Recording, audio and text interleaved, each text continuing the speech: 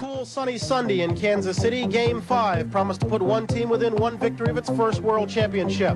The early hero was Frank White. His outstanding defensive work at second typified the day's effort. White raced away from the infield and into the sun to deprive Bob Boone and turn a double play. One inning later, the easiest of plays paved the way for the game's first run. Bake McBride's grounder was fielded and thrown handily enough by Larry Gura, but Willie Aikens found the bag too late to retire McBride. Moments later, that error loomed large as Bake trotted home ahead of Mike Schmidt, both ticketed by a Schmidt drive to the green and center. In the fifth, the Royals scratched out a run on 2 hits and a sacrifice. But for an umpire's call, they might have scored more. With runners at first and third and 2 out, Hal McRae banged a drive to the right field corner, where Bake McBride disappeared from the view of most fans and came away with the baseball. Only the replay from center field seemed to indicate that the third out had been clearly trapped off the wall. Undaunted, the Royals came back an inning later, and Amos Otis put one where no judgment call had to be made.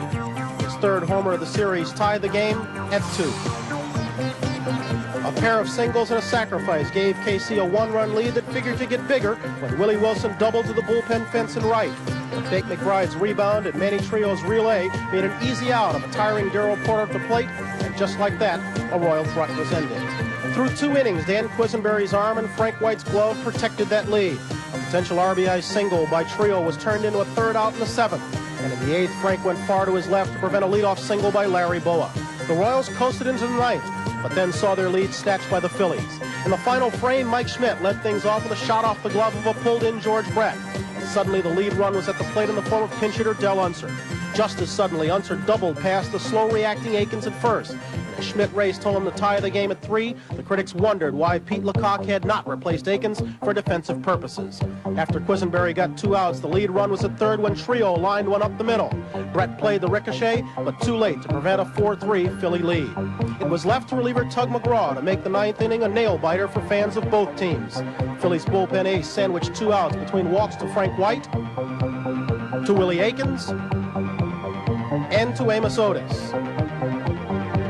And then, with the tying run at third and the winning run at first, Tug McGraw sailed a high fastball past the swinging Jose Cardinal and put Game 5 on the books. Tonight, back home in Philadelphia, the Phillies will attempt to capture the title they've never won, and the Royals will fight to get even in Game 6 of the 1980 World Series.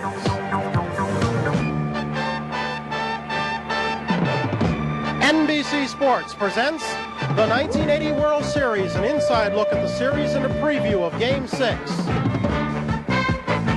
Brought to you by Exxon, people finding and developing energy for you. And by The Hartford and its independent agents who can protect your business, home, auto, and life. Here at Veterans Stadium in Philadelphia, a crowd of over 65,000 has packed the vet in the hopes of seeing the Phillies do something they've never done, that is win a world title. The Royals hope to send them home unhappy and bring them back here for Game 7 tomorrow night. Good evening and welcome to Philadelphia. I'm Bryant Gumbel. Welcome to Game 6. As I'm sure all of you know, the Phillies are out in front in games by a score of 3-2. They will start tonight. Lefty Steve Carlton, their ace. The Royals will counter with Rich Gale, their starting pitcher, in Game 3. There'll be a couple of changes in the starting lineup. Jose Cardinal will start in right. John Wathan will start behind the plate for the Royals. For the Phillies, the man on the bench and the man to watch, once again, will be Del Unser. He has come off the bench twice in this series with key pinch hits, conjuring up memories of Dusty Rhodes and his pinch hitting of 51. Del, do you find it flattering to be labeled a modern-day Dusty Rhodes? Well, I don't really know. I don't like to be labeled anything but Del. I just like to do what I can do in a situation whenever they call on me. It has been a tremendous string of pinch hits, though. To what do you attribute the success? I think Billy DeMars has helped me immensely in just shortening my stroke. When I came down here from Montreal, I had trouble with a great big stroke and trying to hit home runs. Instead, I tried to shorten it up and wound up hitting more home runs last year and just driving the ball well this year.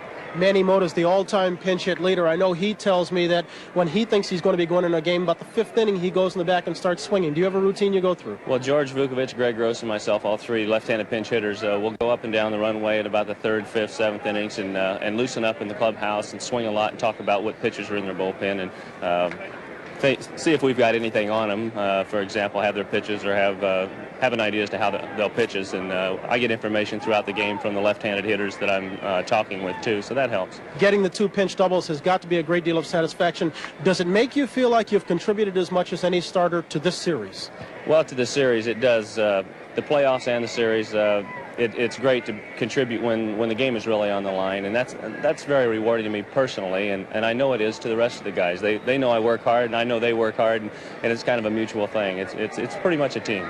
Del Unser, thank you very much. Thank you, Brian. Much appreciated. It has worked out fine every time Del Unser has pinch hit, but there has been room for some second guessing in this series, and we will second guess with Jim Frey and Bake McBride when we come back. Part of the fun of being a baseball fan is the chance to second guess players, managers, calls. Sunday's game provided that opportunity, particularly against a man named Jim Frey, who managed the 9th inning, saw Kansas City Royals lose a 3-2 lead, lose a 4-3 ball game.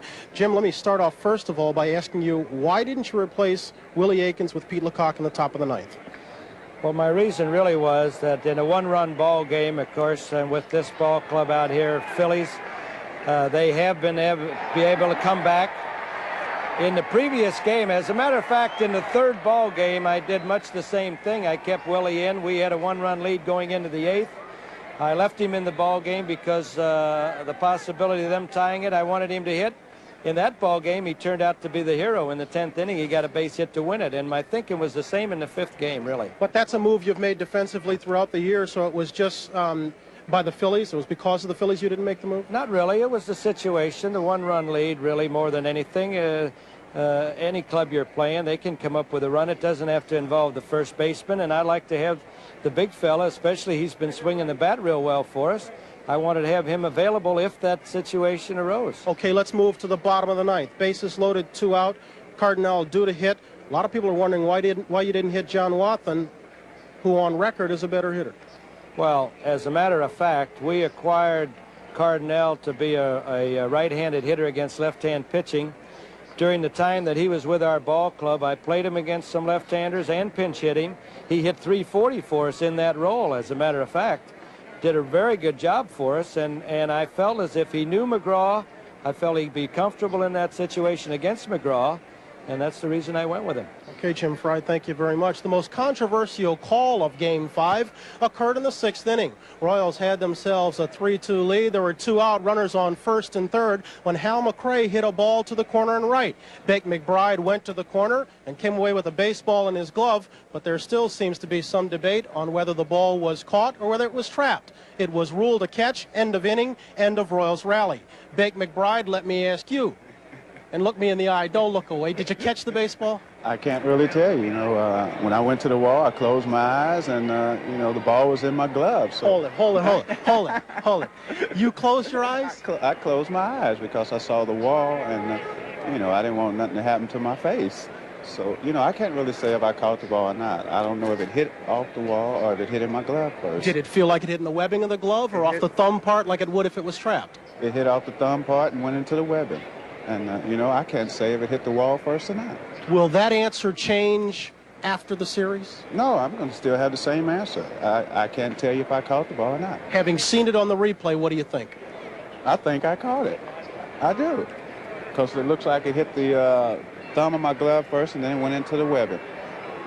You closed your eyes. If that isn't an answer for an election year, I don't know what is. Bake, thank you much. We're going to step aside for just a moment. We come back. We will say goodbye to 2 old friends of baseball, a tribute to Bill Veeck and Charlie Finley, right after this.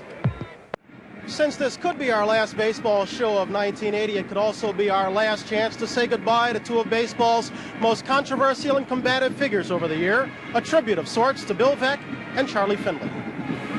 In 1946, Bill Veeck, at the age of 32, became the owner of the Cleveland Indians. And 2 years later, the Indians rewarded him with their first pennant in 28 years and drew over 2.6 million fans. 3 years later, in 1951, the headline-conscious Veeck took over the lowly St. Louis Browns and produced a 3-foot-7-inch pinch hitter named Eddie Goodell, who walked on 4 pitches before being barred from baseball the next day. In 59, Veeck bought the Chicago White Sox, who promptly won their first pennant since 1919. Within 2 years, he retired because of illness. 14 years later, in 1975, Veeck returned to Chicago just in time to keep the franchise from floating to another city. Again, Bill Veeck made it fun to be at the ballpark on Chicago's South Side. Veeck's philosophy? Create the greatest enjoyment for the greatest number of people. In 1977, although finishing 12 games out of first, the White Sox won 90 games and set their all-time attendance record, almost 1,700,000 fans. A Veeck favorite, a Veeck trademark, was the exploding scoreboard, which he introduced in 1960. Another Veeck specialty, unique uniforms, one set even featuring short pants. But as baseball uniforms changed, so did the game's monetary structure. It isn't really the stars that are expensive. It's the high cost of mediocrity. On August 22nd, the high cost of mediocrity had the White Sox $3 million in debt. The man who insisted that everyone call him by his first name sold the team for $20 million. Charles Oscar Finley entered baseball with no sports background. As an insurance man who had long tried to buy a ball club, Finley entered the field in 1960 with the struggling Kansas City A's. In '68, the team moved to Oakland and there struck up a winning combo. Although as stubborn as his mule, Charlie O, Finley turned his A's into a powerhouse. He even paid his players to grow mustaches. He furnished them with multicolored uniforms. Other teams quickly followed suit. Finley was an early proponent of the orange baseball, the designated hitter, and the World Series to be played under the lights. He hired 18 managers in 20 years and hired 3 men twice. But despite such turmoil, his A's won 5 straight divisional titles and 3 straight World Series. The team began to crumble in '75. The glory days were over. Catfish Hunter had found a loophole in his contract, and he was declared a free agent. The exodus of stars had just begun. Charlie Finley simply couldn't cope with free agency and the new era of big spenders. It looked to me, reminded me of a den of thieves out to cut one another's throat. In 1979, the A's drew only 300,000 fans and lost 108 games, every which way. Despite this year's revival by Billy Martin, on August 23rd, one day after the sale of the White Sox, Charles O. Finley sold the A's for $12.7 million. And as we say goodbye to Charlie and Bill, we note that the sale of the White Sox comes up for approval on Friday. Game 6 coming up just moments away. It'll be Steve Carlton for the Phillies going against Rich Gale for the Royals. Tony, Joe, and Tom will have first pitch right after this update from NBC News.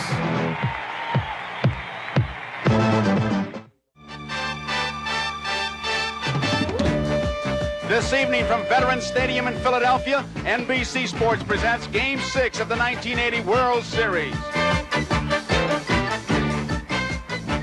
The American League champions, the Kansas City Royals, versus the National League champions, the Philadelphia Phillies. Brought to you by Light Beer, everything you always wanted in a beer and less. By Gillette Crack 2, to guys who use a twin blade Gillette Crack 2, no other blade will do. By Ford and your local Ford dealer who invite you to test drive the new 1981 Ford cars and trucks. And by Pepsi Cola and your local Pepsi Cola bottler who invite you to catch that Pepsi Spirit.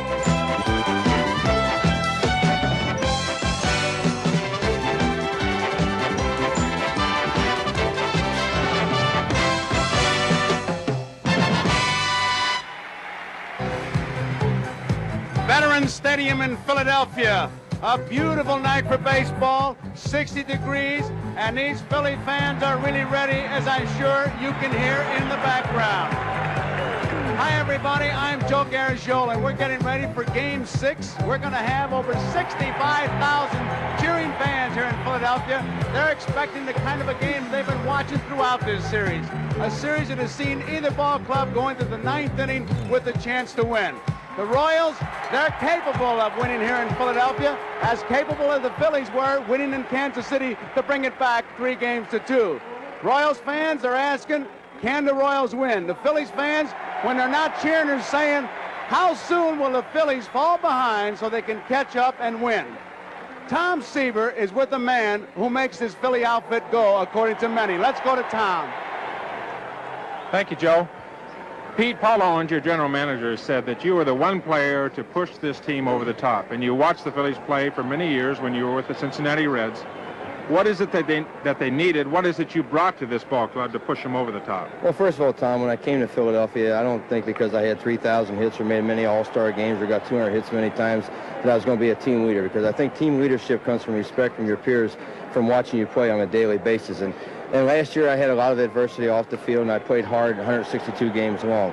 And this year I played hard 163 games long, and I just think the players could see how I could concentrate on their different things and play hard day in and day out, and I think that rubbed off on some of my teammates. I think, if anything, this ball club lacked, I know when we played them in '76, they had a lead against us in a couple of the games in the playoffs, and they just lacked that killer instinct. And, you know, there's no tomorrow in the playoffs, and I really emphasize the pressure in the playoffs, how important the playoffs are, and how much fun the World Series should be. I think these guys have listened to everything that I've said, and they've done a great job so far. You lead on the field. The guy in the dugout, Dallas Green, has had his ups and downs with his players, but he's gotten you one game from a world championship. Well, I think he should be manager of the year. I think the problems he's had, Tom, is simply he's a very much of a disciplinarian. And I think the guy they had before him, Danny Ozark, who was very successful, wasn't quite the disciplinarian that Dallas is, and some of the guys resented that. But I think Dallas has got through to the guys that he had to get through to in 1980. Thanks, Pete. Good luck tonight. Thank you, Tom. All right, let's go over to Tony Kubek, who has Frank White with him. All right, thank you, Tom. Frank, you are not sitting in what you would call an ideal situation. Coming into Philadelphia, you have to win 2 ball games. What is the attitude of the ball club? Well, I think the ball club basically is just looking at it as a challenge. I think we're trying to use coming into Philadelphia, being a game down and having to win 2 ball games. We're trying to use that as a challenge for the ball club to get up for tonight's ball game. You're facing a man, a left-hander, probably will be the Cy Young Award winner in the National League, Steve Carlton. Many people in the National League, and in this town especially, feel he is invincible. What do you think? Well, no pitcher's invincible. We faced him here earlier in the series, and we had a lot of opportunities. We didn't know him that well, and he had a lot of control problems. He blamed it on the balls being too slick, so I'm just waiting to see him tonight, and I believe that our hitters can hit anybody, and it's just a matter of whether we can keep the Phillies from scoring. All right, Frank, thank you so much. Back upstairs now to Joe Garagiola. Okay, Tony, the pitching, the rotation, find Steve Carlton, the #1 pitcher for the Phillies. He's working tonight. In the rotation, Rich Gale is #3. He's pitching tonight. Does it make a difference? I believe what Mike Schmidt said. The only difference is we have it tomorrow. The Royals do not. We'll find out. Let's go to the PA announcer and our national anthem. As country and western and former Major League Baseball player Charlie Pride honors America by singing our national anthem.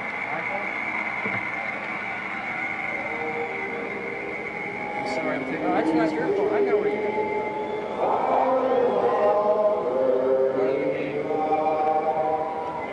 They're queuing him down. At the twilight's last gleaming, whose broad stripes and bright stars through the perilous fight, o'er the ramparts we walked, were so gallantly streaming, and the rockets red glare, the bombs bursting in air, gave proof through the night that our flag was still there. Oh, say does that star-spangled banner get waved o'er the land of the free and the home of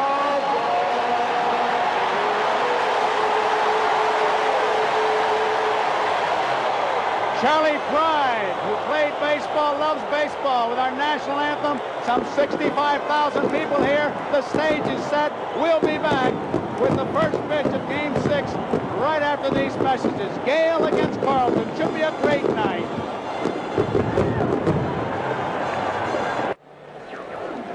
Veterans Stadium, Game 6. The stage is set, and we're ready for our ceremonial first pitch. Let's go to first base.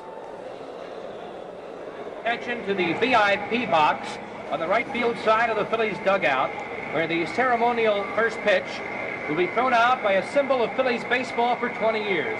He's among the Phillies' career leaders in games played, at-bats, hits, and stolen bases. Tony Taylor.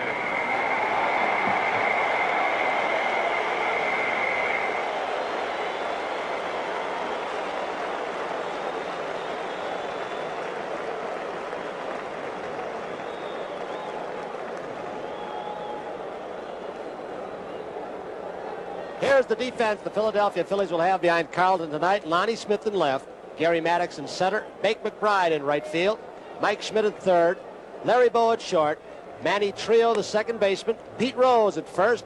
Bob Boone has really caught a great series thus far, and the man on the mound is Steve Carlton.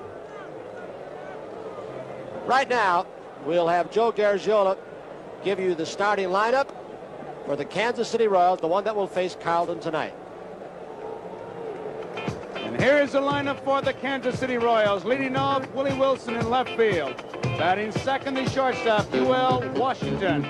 Batting third at third base, George Brett. In the cleanup spot, designated hitter, Hal McRae.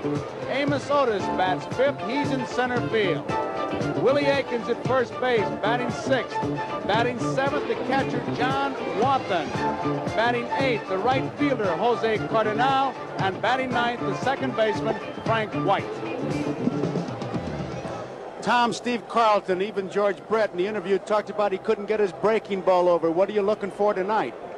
Well, you're going to look more of the same for Steve Carlton, a big, powerful pitcher, Joe.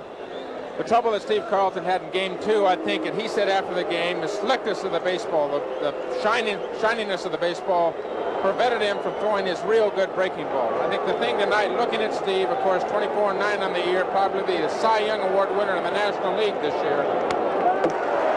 The thing to remember about him is that counting spring training, the league championship series, the regular season, everything all combined, he's already thrown over 350 innings. So you might see a tired Steve Carlton tonight. He was tired in Game 2.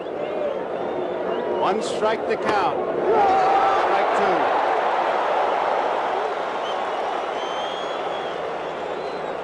Wilson has already struck out 9 times in 5 games, close to a record. 1 ball, 2 strikes, a jam-packed ballpark, and this town has just been waiting for their Philadelphia Phillies. They are really up. Struck him out 10 times out on strikes, Willie Wilson. A 6-game series, Jim Bottomley had the record at 9, but here it is again. You may see a Steve Carlton tonight, 350 innings all year long, but one thing to remember is that he's got an extra day's rest. This is his 6th day that he's pitching. That extra day's rest could give a pitcher a little bit of pop, and he certainly looks like he's throwing very hard. He did to Willie Wilson, the first hitter up. Here is UL Washington, and once again early in the game you see that toothpick, and you youngsters, it's all right for UL Washington, but that's one thing. Please don't copy. He can do it. You really can't. Strike one. It's dangerous. Carlton looks fast tonight. He turned 1 ball over to Wilson on the outside corner, but he's thrown nothing but heat. 1 out, 1 strikeout. Second batter, UL Washington, Carlton. 1 ball, 1 strike, 1 out. Behind the plate, Nick Bremigan.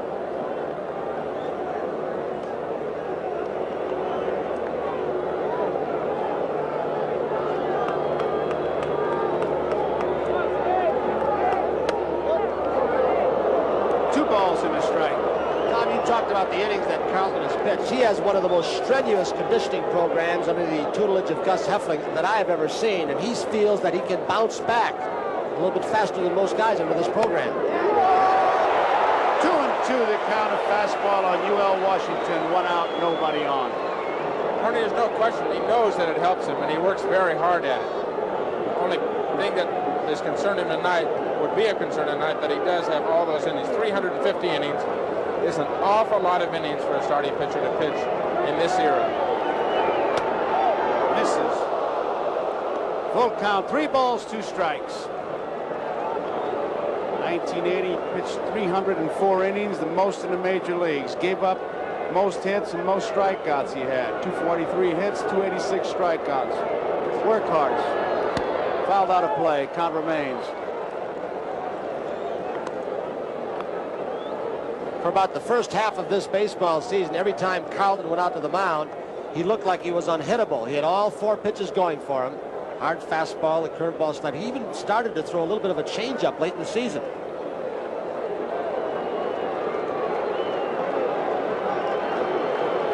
Three-two pitch. UL Washington making him work. Count remains 3 balls, 2 strikes.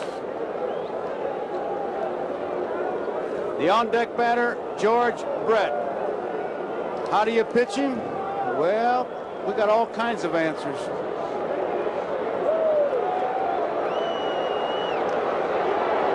Struck him out. Well, Joe, you just asked the question, how do you pitch George Brett? We went to one of the closest members of his family, his brother, and asked Kenny, a pitcher on this team, how you pitch to George. Well, I faced my brother George once in spring training, the first time I ever did, and he hit a ball about 430 feet off me. I've been scared to pitch to him ever since then. So what I'm going to suggest the Phillies do is, first of all, take off your shoe and throw this at him. He doesn't hit shoes too well.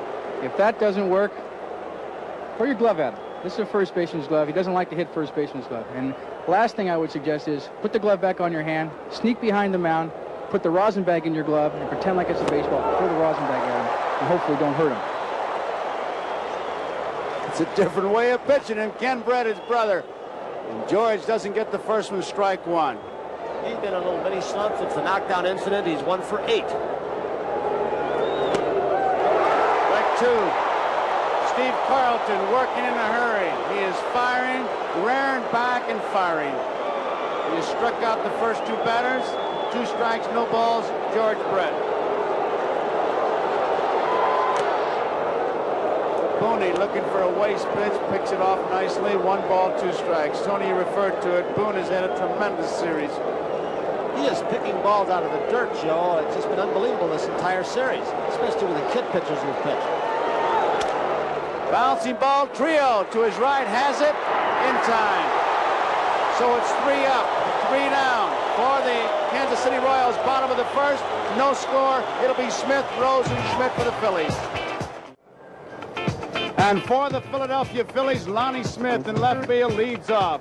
Batting second, the first baseman, Pete Rose. Batting third, Mike Schmidt, third base.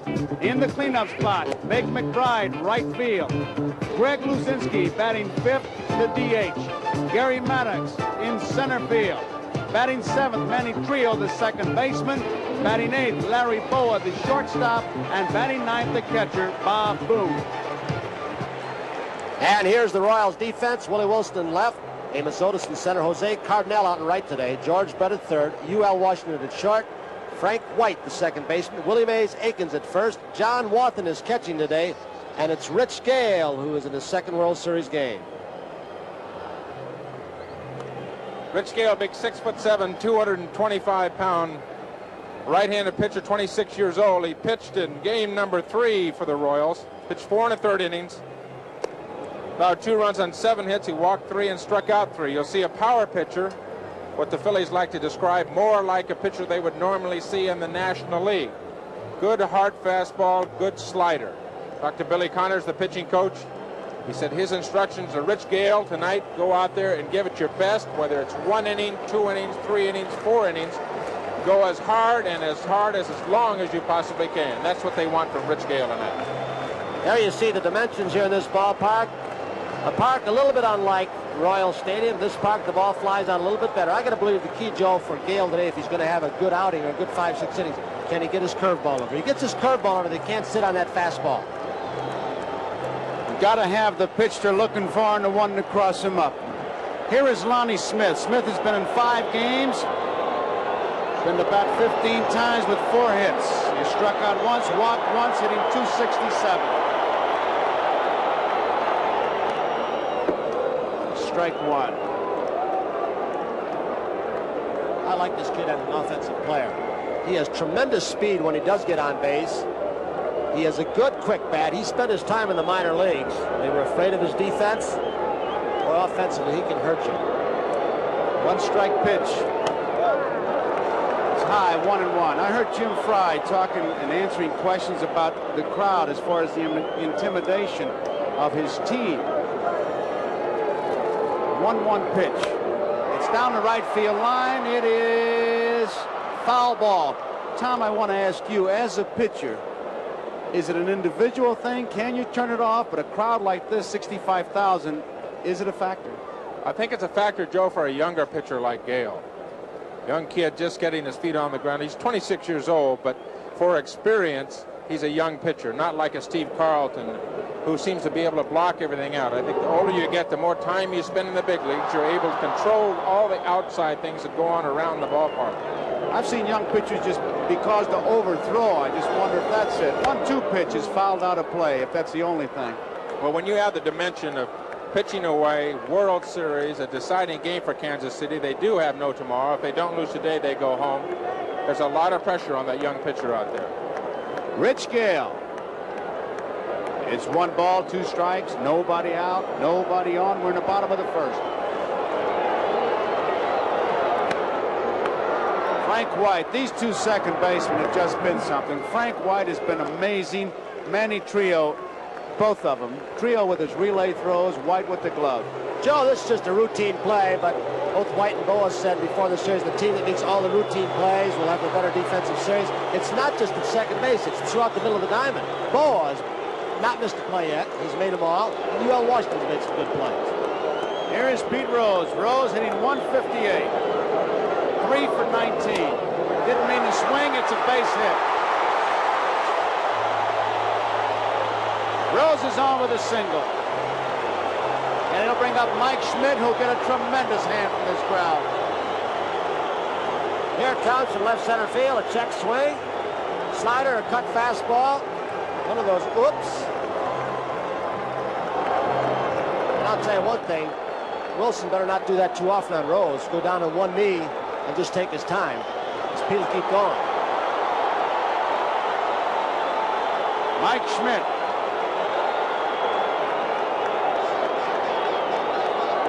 Schmidt is 7 for 18. He has scored 6 runs, hitting 389. 2 home runs, 5 runs batted in.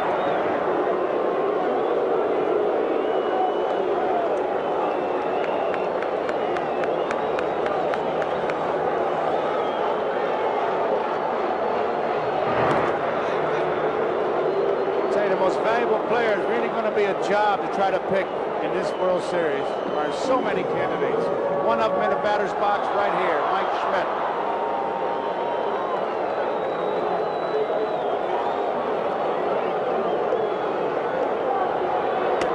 Outside. Ball 1. You know, Joe, I was on the elevator today. Somebody said, boy, Schmidt has a good night tonight. He'll wrap up the most valuable player in the National League. But a lot of people don't know it, that votes for the most valuable player in the leagues have to be in before the start of postseason play. What they do in the Championship Series or World Series has no bearing on the most valuable player vote. Ball, no strikes. Rose at first. 1 man out, no score.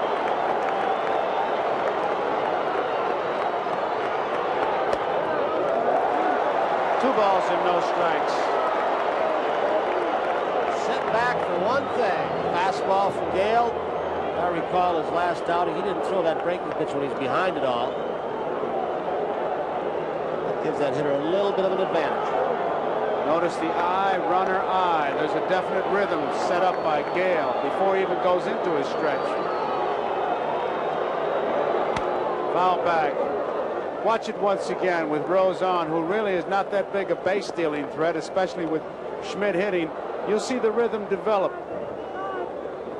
Our technical crew has picked it up already.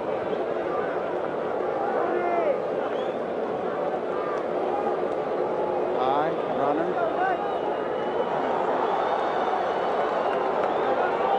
Taking more time, breaking the stride.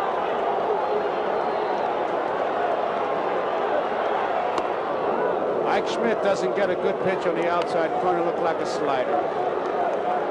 2 balls, 2 strikes, 1 out.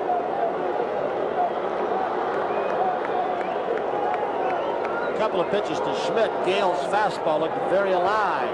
Schmidt on 2-1 was looking for a fastball. It was a perfect spot down and away, but it had some movement on it. Popped up. UL Washington and Frank White. UL Washington says, I'll take it. So there are 2 away. And it brings up Bake McBride. McBride has hit 1 home run. That was a 3-run homer. He's driven in 4, hitting .368, 7 for 19. Rose at first, 2 outs, no score. That is Harry Wendelstedt, the first base umpire today.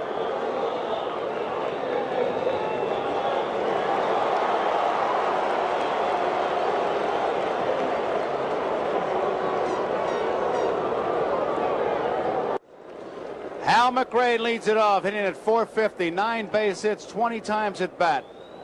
He has 3 doubles. 2 of them were literally singles that he just stretched into doubles by aggressive base running. Hal McRae. They play him towards the right field line. And he pops the first pitch up. Trio, McBride. McBride says, I'll take it. 1 out. Well, Joe, you sat up here for 5 games in the World Series, and I know you've admired Bob Boone, the catcher. He's caught walk, Bystrom, 2 rookies. We asked him about Carlton and what he has to do tonight.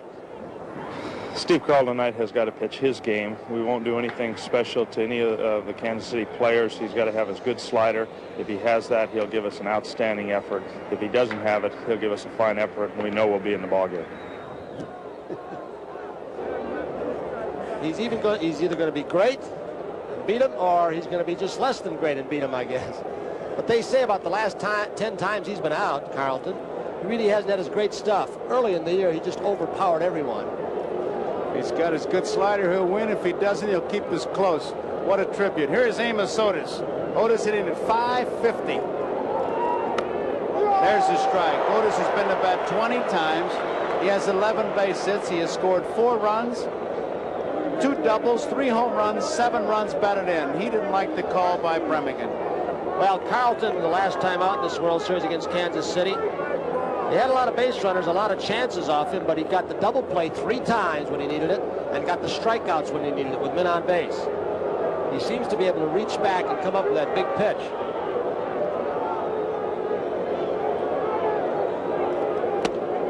Strike 2. And Otis is upset again.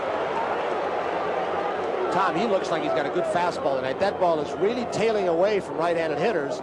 The first ball game, a lot of his fastballs when he was tired were running high and away and out of the strike zone. It looks like he's throwing awfully hard. I mean, there's no question about it. It looks like he's throwing harder than he was in game 2. He's keeping the ball down, too. Certainly the extra day's rest, pitching here on the 6th day, could definitely be a factor. Count remains at strike 2. Otis, with his 11 base hits, the on-deck batter is Willie Aikens. Otis is 1 hit short of tying a record for a 6-game series, Billy Martin's record, in 1953, when Billy had 12 base hits in the 6-game series. Otis 1 short.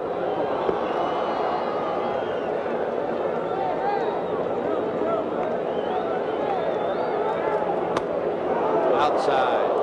1 ball, 2 strikes. There's been much said about Carlton's refusal to talk to the press. I'll tell you, it's a decision he made. It's certainly his right to do it, and he just doesn't want to do it. He's turned down tremendous amounts of money. Just doesn't want to do it. 2 balls, 2 strikes. He's had a policy, and he's kept consistent at it for 7 years. He just doesn't talk to writers, broadcasters. He doesn't change it. That's the way he wants to do it. It's his right. It is his business. And in fact, I've been reading about how arrogant the Phillies have been. I must say, to a man, they've been great. Anything we've asked, they've been there. You just wonder if sometimes it isn't a personal thing. Otis trying to set his pace. Carlton says, I'll set my pace. And here we go, 2-2 pitch. Fouled off again.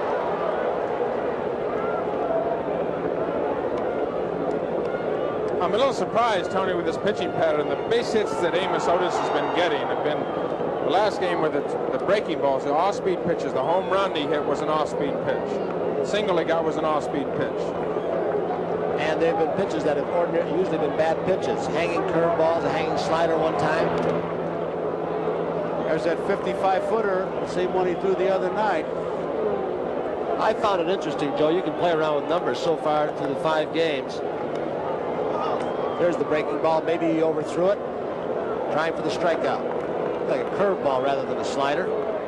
Many times you try and overthrow a breaking ball, make it too good instead of just letting it do what it's supposed to do, and you end up throwing it right in the dirt. It's been such an effective pitch, that slider for him, and he uses it an awful lot to right-hand hitters. It'll be interesting here to see if he uses the slider or the fastball.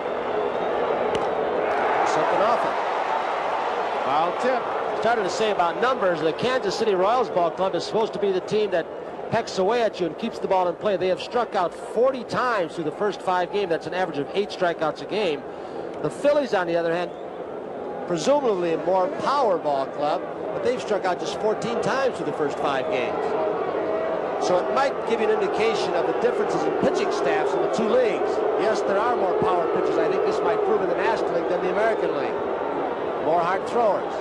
We've got a cat and mouse game going on between Otis and Carlton. Ball forward, drew the base on balls. So Otis is on. I tell you, get the feeling that was the Amos Otis hour. The foul tips, and foul balls, and backing out.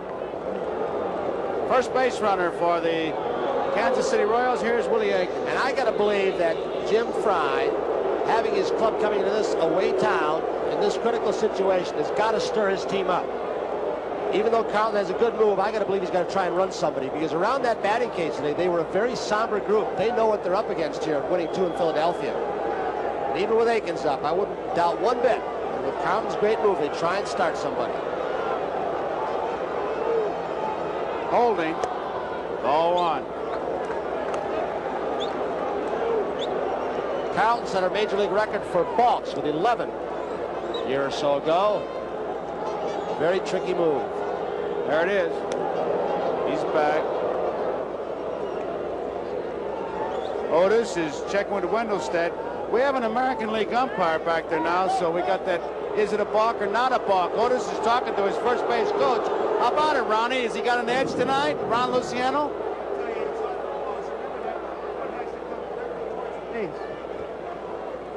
We didn't hear you, Ron.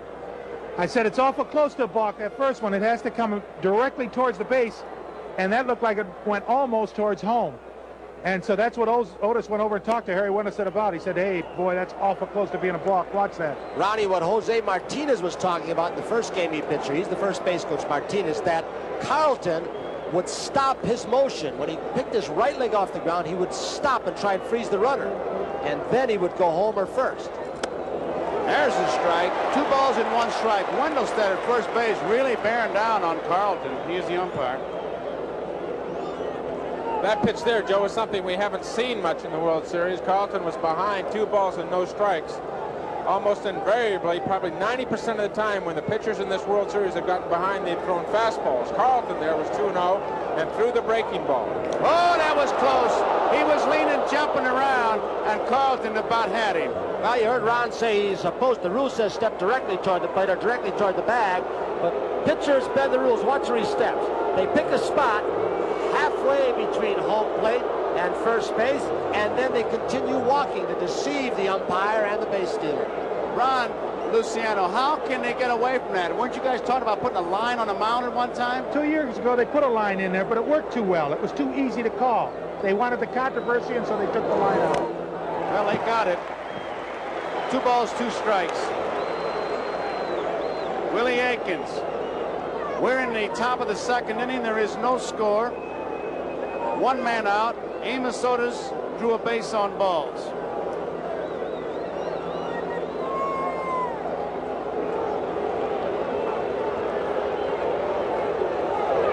Curveball misses. That really didn't snap off. That just seemed to roll and hang.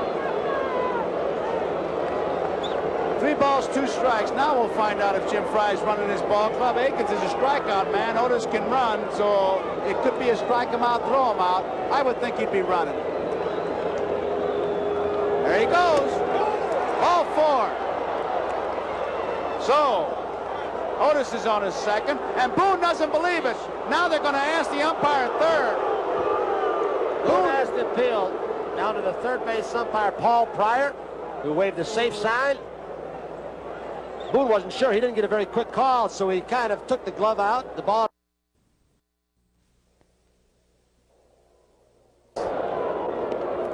Curveball blocked nicely by Bob Boone as John Wathan takes it for ball one. Time is called. Nice play by Boone again.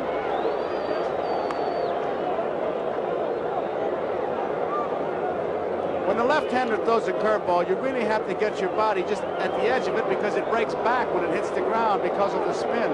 It's a tough play, and Boone has been making it well. Carlton and Rose have a play out of first base in a situation like this. If Aiken gets too far, they've got to watch out. Ball two.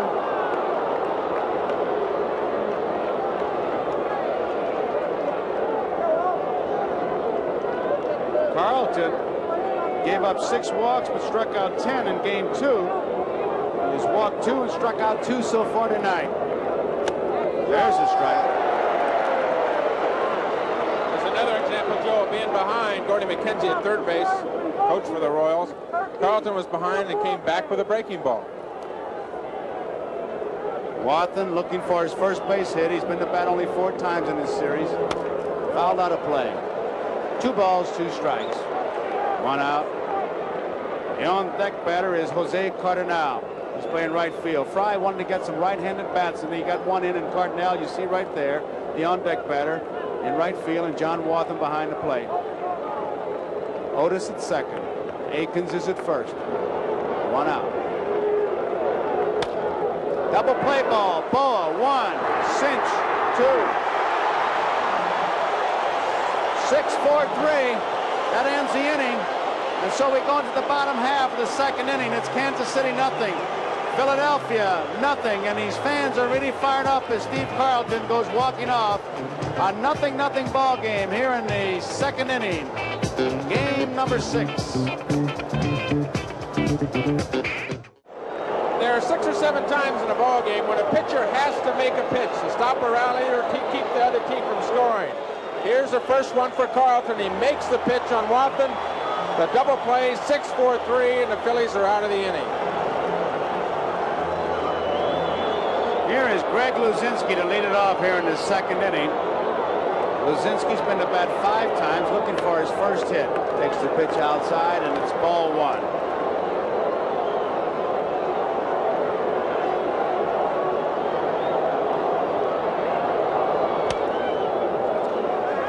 Out of play, 1-1. Luzinski said that between at-bats, when he's DHing, he'll go up in the runway, run up and down the hall. He'll swing a bat with a leaded weight on it. He'll watch the TV screen in there and try and pick up pitches and patterns to other right-handed hitters. 2 strikes, 1 ball, no outs, nobody on. Rich Gale.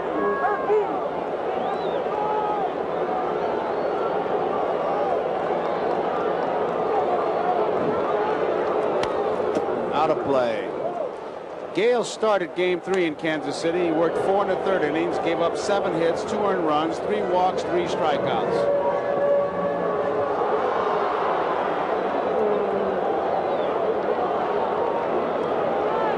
Breaking ball just misses outside. 2 balls and 2 strikes.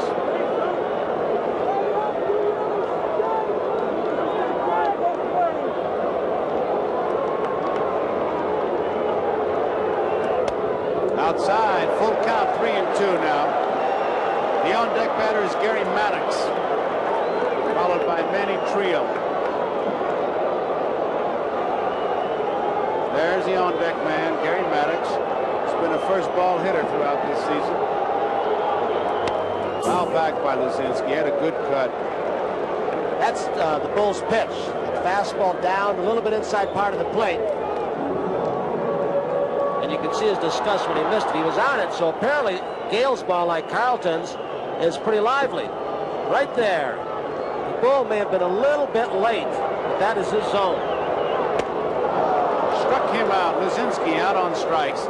1 out in the bottom half of the second inning. One of the good things that can happen to a pitcher when you run to a 3-2 count, and the hitter knows what's coming. Sometimes the hitter will swing at a bad pitch, And there's a case Luzinski knew was fastball. It was out of the strike zone, but he still went after it. Didn't get a strike one. It's usually the high fastball because that ball really looks big.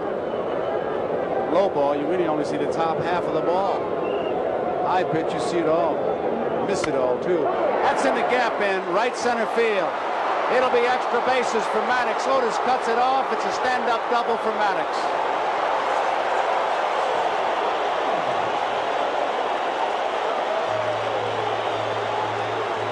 They were shading him a little bit toward right center field.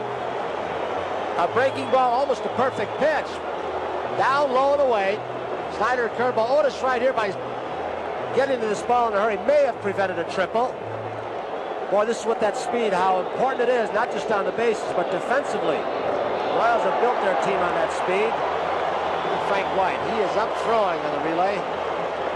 Maddox is on at second. That's his 4th base hit of the series, his 2nd double. There's one man out. Here is Manny Trio, who was 5 for 19. Right field. Cardinal back, tagging up is Maddox at second base. He's going to go to third. He'll make it easily.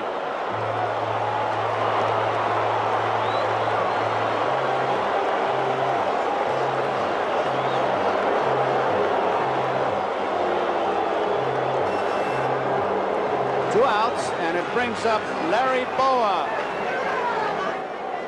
Good bunter, as we've said before throughout this series, and so Brett and Aikens at first will have to watch the bunt because Bowa will try anything he can to score this run.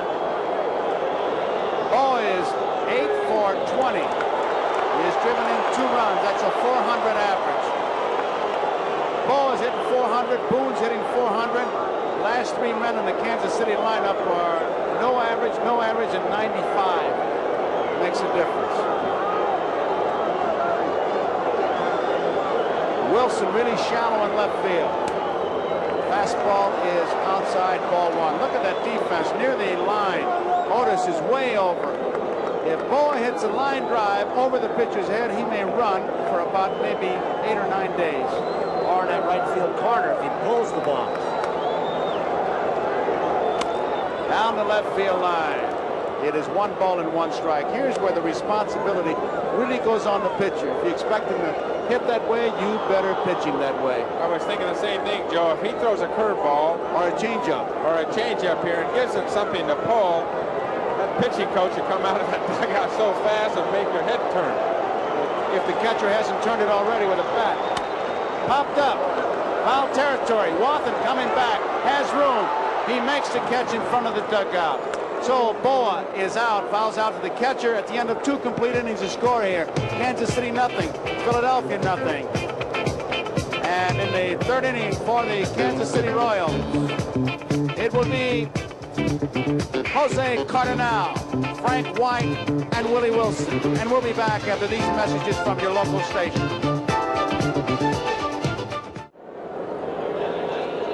Jose Cardinal will lead it off here in the 3rd inning.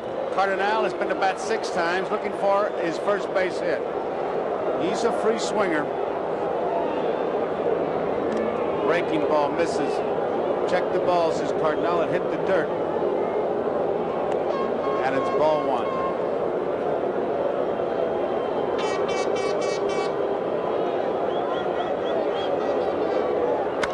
Well hit. Left field. Lonnie Smith is back. He has room. 1 out. Tom, from what we've seen so far, it still does not appear, and it's early, that Carlton has found his curveball. He's bounced his curveball quite a bit. He's got his fastball going for him, I think. He's got the fastball low in the strike zone. I think he came out, Tony, he came out and threw 10 fastballs in a row. In the 2nd inning, he started to throw his breaking ball, slider, curveball, tried to establish to get that over. Came out through 10 fastballs in a row, struck the first 2 hitters out, and then started throwing breaking balls. And throwing extremely hard, too. White doesn't get a strike 1. White in the bat 21 times, 2 base hits. Read in the paper his mother didn't come to Philadelphia. She's home watching because she doesn't like to fly airplanes. So she's watching Frank, who grew up in the shadows of the old ballpark in Kansas City. 1 ball, 1 strike. She's watching Frank like we all are. All baseball fans put on quite a show with his glove. Oh, brother. There's the strike. Tom, let me get back again to that fastball. And as you said, he started out and established the fastball. That curve is more of a field pitch, isn't it? The curveball is a field pitch that you have to establish, and that's Carlton's bread and butter pitch right there, that slider. It looks like it's going to be away outside of the right hander, and all of a sudden breaks down and in on his knees. Popped out of play. 2 balls and 2 strikes to count on Frank White. If he can get that slider over, with as hard as he's throwing his fastball tonight, it could be a long inning for Kansas City. Because this man, we look at Willie Wilson, Carlton can be as tough as any pitcher in baseball. It's going to be the Cy Young Award winner of the National League, in my opinion. Foul back. He's already got 2 of those with the Phillies. Carlton was having problems with the baseball because they were slick and they weren't rubbed up by the proper mud. From the Burlington County waters, I have learned. I've learned all kinds of things about that mud. Out on strikes. That is the 3rd strikeout for Carlton. For example, we thought there was big inflation.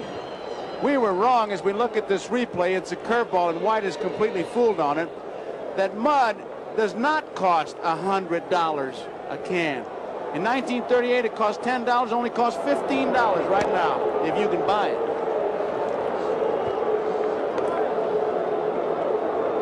Here's Willie Wilson. Wilson has had a tough series in the batter's box, but he's played well in the field. Strike 2. He has struck out 10 times. Record for a 6-game series was 9 strikeouts by Jim Bottomley in 1930. Should this series ends, Willie Wilson would have the dubious distinction. He is out on strikes. 7-game series. It's 11 strikeouts, so if it goes 7 games, he's got it tied right now. So that ends the 3rd inning. We go into the bottom half of the 3rd inning. There is no score here. Kansas City nothing, Philadelphia nothing. And for the Phillies, Bob Boone, Smith, and Rose. Joe Garagiola with Tony Kubek and Tom Seaver here in Veterans Stadium in Philadelphia. Nothing, nothing. Bottom of the 3rd. Bob Boone will lead it off. And Boone has been to bat 15 times, has 6 hits. He's walked 3 times, has 2 doubles, hitting at .400. Bob Boone. Did you see his father, Ray, out here very early today, what he was doing? Playing, Ray, of course, a former major leaguer, playing Pepper with his grandchildren, Aaron and Brett. Man, I can't wait Pete to Rose do that also. That's coming up pretty quickly, isn't it? I can't wait, I'll tell you that. He was really thrilled, Ray Boone, former major leaguer. There's a good fastball. Talking about Carlton throwing hard, Gale is throwing hard, and it's ball 1.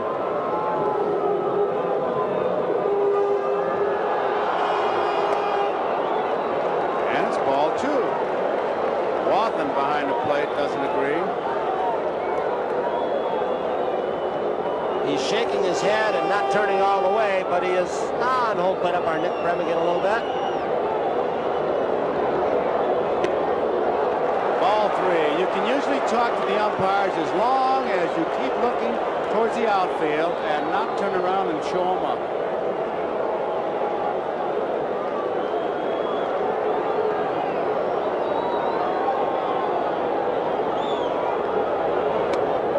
Ball 4. Hey, Ron Luciano, when catchers would turn around, you're one of the few guys that let them turn around and talk to you. You just wanted to visit, huh? I'd let anybody talk to me. Nah, you don't let them turn around on you. That's a cardinal sin. They can call you any name under the sun as long as they're looking out towards center field, because only you and he know what he's talking or who he's talking about. But as soon as he turns around, that's an automatic ejection. Good night. See you tomorrow. If he turns around, he's embarrassing the umpire, and that's one thing they cannot stand. Have to show their authority, and they do. Here's Lonnie Smith. Frank White has it. He goes to UL Washington, gets the 4. Safe! Now out of, I don't know what he's doing. Time. He calls safe and then time. Bill Kunkel. Here comes Jim Fry. Well, Frank White had one thing in mind. Get the lead runner. UL Washington cheated. He was off the bag. The second base umpire Bill Kunkel said, yes, you did cheat too much, and I'm going to call him safe. Watch it. A different angle. I'll tell you, he's off that bag by a little bit more than a couple of inches, probably 1.5 feet or so, and it cost him.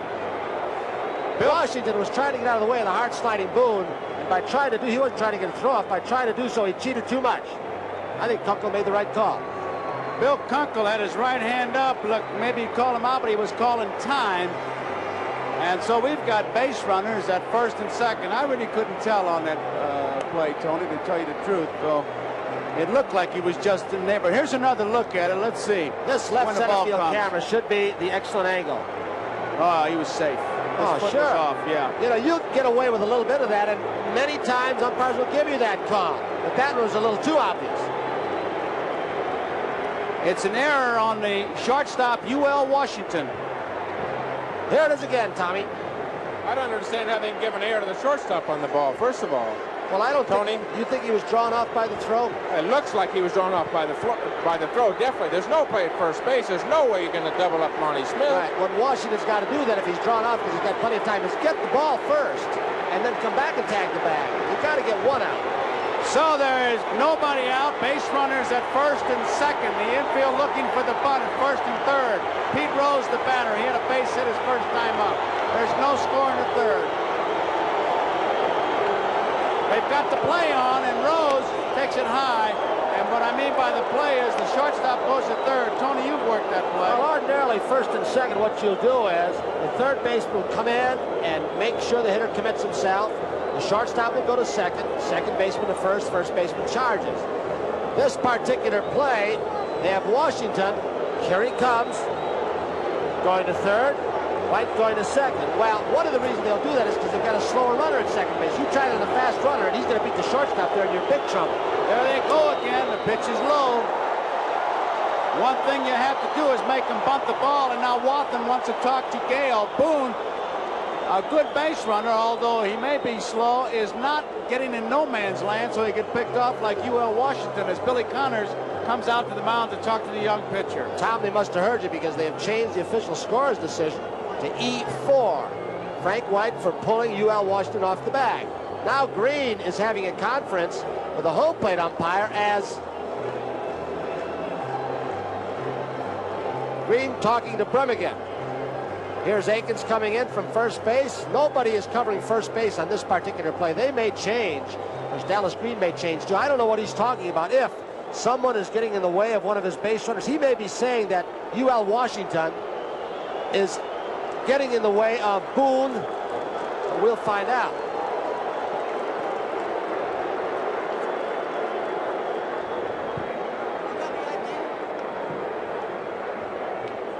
Well, Harry Wendelstedt, they're going to go over and talk to Dallas Green now. I don't know if it's an American League or National League or whatever. Bremigan's from the American League. He brought in Wendelstedt. Ronnie, Luciano, you got any idea what's going on? Well, I know there's a rule in the American League that you only can have one infielder and a coach on the mound at the same time. That time they had two infielders on, and what I think Green is saying is, hey, is this legal? Can I get a balk out of it or eject the pitcher or something like that? You got to be kidding. No, I'm in the not. World Series, they're going to go to that? You're only allowed the catcher, one infielder, and the manager on the mound. That's the American League. We're in the National League. But they're playing under that rule today. Right. That's like blaming the Johnstown flood on a leaky faucet, for crying out loud. Here's the pitch to Rose. It's a foul ball out of play. And Boone was running off second base that time. They had, well, almost the whole field open. Brett and Akins charging. Both short and second base were wide open. Tony, it was much more serious than that. They wanted to know if Fry spoke to his pitcher, which would count as a trip to the plate. So, Luciano, you were pretty close. World Series. Let's make that mountain out of the molehill. 2 balls, 1 strike, nobody out. Pete Rose with base runners at first and second, no score. Listen to this crowd. High, 3-1. Let me tell you what might happen to Gale. He's had a streak of control problems here, obviously, but with all the things going on behind him, he, I believe, is so distracted that if they do bunt to me, where in the world do I throw the ball? If Pete bunts it, do I go to third? Is somebody going to be there? Is anybody going to be on first? I believe these plays could really goof a guy up. Trick plays will kill you. All he can do is signal for a fair catch for crying out loud. Rattle Gale. 3-1 pitch. Bunt it down to third base. It's going to be a hit. Rose is charging hard. Brett safe.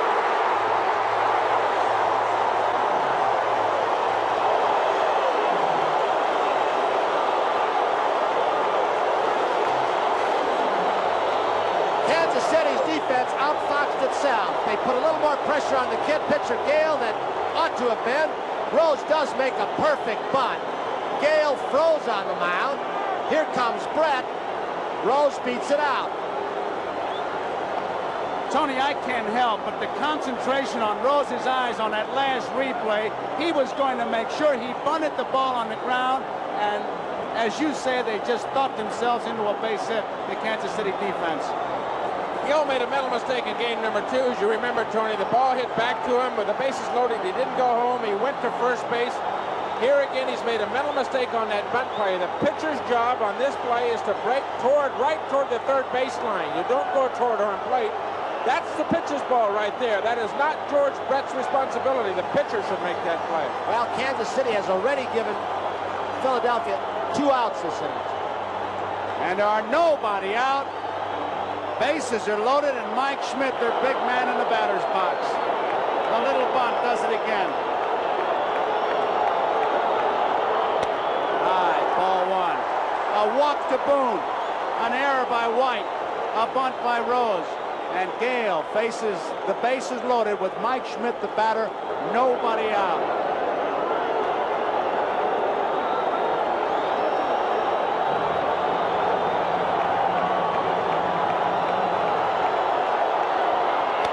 Out of play. Pete Rose, who had only 4 sacrifice bunts all year, and what a classic bunt that was. Got that bat out in front, much like the instructions. Catch the ball on the bat, and anyone can bunt. And Rose ends up with a base hit. Sheer hustle after he got his job done, which was bunting the ball towards third. Base hit, right field. Here comes 1 run in. Smith is going to score. Heading for third is Rose. Smith stumbles, and now he finally comes across. He was late coming around. He fell again, and it's a 2-0 ball game.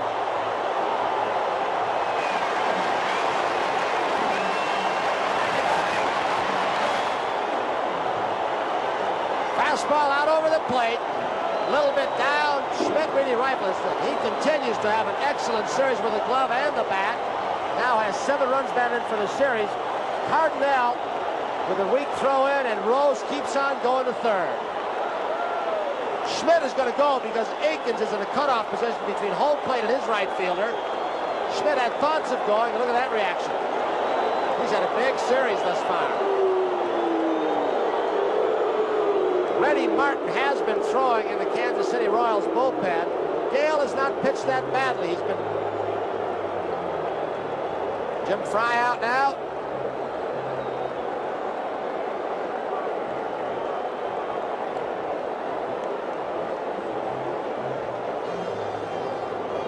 Reddy Martin will come in. Philadelphia Phillies looking for their first World's Championship as Martin comes on and Gale leads. So we have a break in the action. The Phillies have taken a 2-0 lead here. We'll be right back after these messages. So we're having all kinds of changes here. That is a brand new base at third base. Paul Pryor, the umpire, went in, got the groundskeeper. You see Brett working on it. He's getting used to it. Pete Rose is the base runner. Mike Schmidt's at first. These Philly fans kept wondering when their Phillies would fall behind to win. Well, they've taken the lead. It's only second time in this series that they've done that. Mike Schmidt gave them a 2-run homer in Kansas City to give them a lead. Right now, they're leading 2-0. Nobody out. Schmidt is at first. Rose is at third. Bake McBride, who lined to left, is the batter. Ball 1. I think an oddity in this series also is the fact that Kansas City's manager, Jim Frey, as we look at the stats of Reddy Martin, He has only used 5 pitchers. The Phillies have used 10. Martin in relief of Gale. And it's low. 2 balls, no strikes. There you see Rose at third, Schmidt at first. Mike Schmidt coming on strong, had a tough playoff series, had a tough start. But he's now 8 for 19 with 7 runs batted in. Popped up. Frank White at second base, drifting over. In foul territory, makes the catch. Rose holds. White runs it back. 1 out. Brings up Greg Luzinski with Gary Maddox on deck.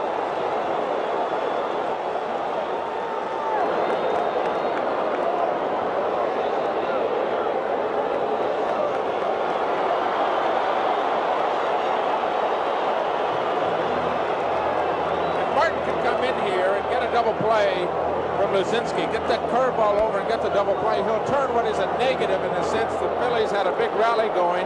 First and third, no outs, and already scored 2 runs, and he can turn it into a plus for his own ball club if he can get out of this inning with just giving up the 2 runs that Gale has given up.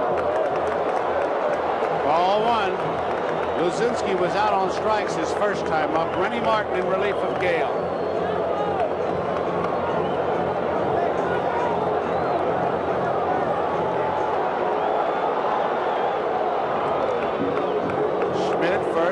At third. Rennie Martin, a guy on the mound now who is trained in the minor leagues to be a relief pitcher, and is awfully tough to come in and relief when your best pitch is your curveball, because as you mentioned earlier, Tom, it is more of a field pitch than the fastball. Hot smash to Brett. He looked to see if he could get Schmidt. Couldn't, so just held on to it. So there are 2 outs, and here is Maddox. Looking right at the ball.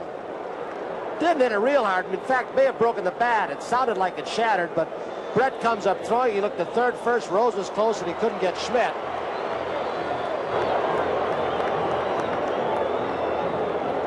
Maddox doubled into right center field his first time up. Ball 1. Philadelphia just taking a 2-0 lead on a single by Mike Schmidt. A walk, an error, a bunt, bases were loaded, Schmidt singled, driving in 2. There goes Mike Schmidt. Ball is hit deep in the right center field. Cardinal is back, should make the play. He does. So Rennie Martin comes in, puts out the fire, but the Phillies take the lead. At the end of 3, it is Philadelphia 2, Kansas City nothing. Martin walking off after a job well done. 2 up for Kansas City, UL Washington, George Brett, and Hal McRae. 2 runs, 4 hits, and no errors for the Phillies. No runs, no hits, 1 error for Kansas City. Scoring 1 earned run, 1 unearned, and the 2 the Phillies scored in the 3rd. Here is UL Washington, who was out on strikes his first time up. It is high, ball 1. Washington came into this game hitting .263 in the series.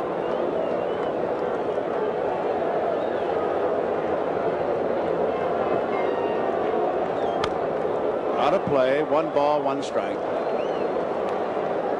We talked a little bit earlier about Carlton's strenuous conditioning program. He does not run. When Dallas Green took over last year and set the standard for this spring, he said, you guys are going to do a lot of running. Carlton was exempted because nobody else on this ball club or pitching staff can keep up with his rigorous routine. He works out so hard, 20 minutes every day. Increases strength, flexibility. Good fastball. And I'll tell you something, when you win 24, lose 9, earned run average is 2.34, you're like the big gorilla. You sleep where you want. It's one of those fastballs, inside part of the plate. It was a cut fastball that went in on Washington. He gets the ball outside part of the plate. It'll run away at times, so he has excellent movement. In the hole, Boa has it. He's going to try it. He'll not get him. It's a base hit for Washington. That's the first hit for the Kansas City Royals. I'll tell you what, that little guy at shortstop, and we've raved about how consistent he's been through 11 or 12 years. He did not make this play, but to get to it was something in itself. Look at this. It is much more difficult to stop an artificial surface. On dirt and grass, you can slide that foot and come to a more abrupt stop. You try an artificial surface, your feet go out. He made a nice play just getting to it. Tony also tied a World Series record by starting his 6th double play this series. Rizzuto in 1951 had 6. Brett fouls it off. Boa started the double play in the 2nd inning on a ball hit by John Wathan.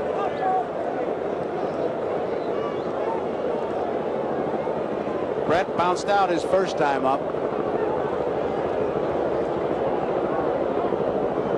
Oh, that isn't a balk where he stepped. I'll tell you. He is bending that rule a long way, Tom. He is getting away with murder. On that one, he did anyway. So if they have those men in blue out there, though. Boy. Right? Didn't get it. I know my buddy Jerry Kuzman sitting at home watching lefty throw here, the big lefty up in Minnesota. My teammate for so long in New York. He loves that nice wide left-handed move to first base. He taught some of these moves to Carlton, as a matter of fact. Brett outside. Steve never gives you the same look when you're a runner at first base. One time the head movement will be a little bit different. The leg kick will be a little bit different. You'll change his rhythm. Show you 8 or 9 different things. Bouncing ball. This could be 2. There's 1. There's 2. Record.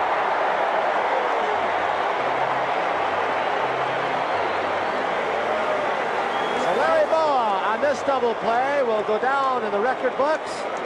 7 double plays, breaking the record held by Rizzuto, set in 51.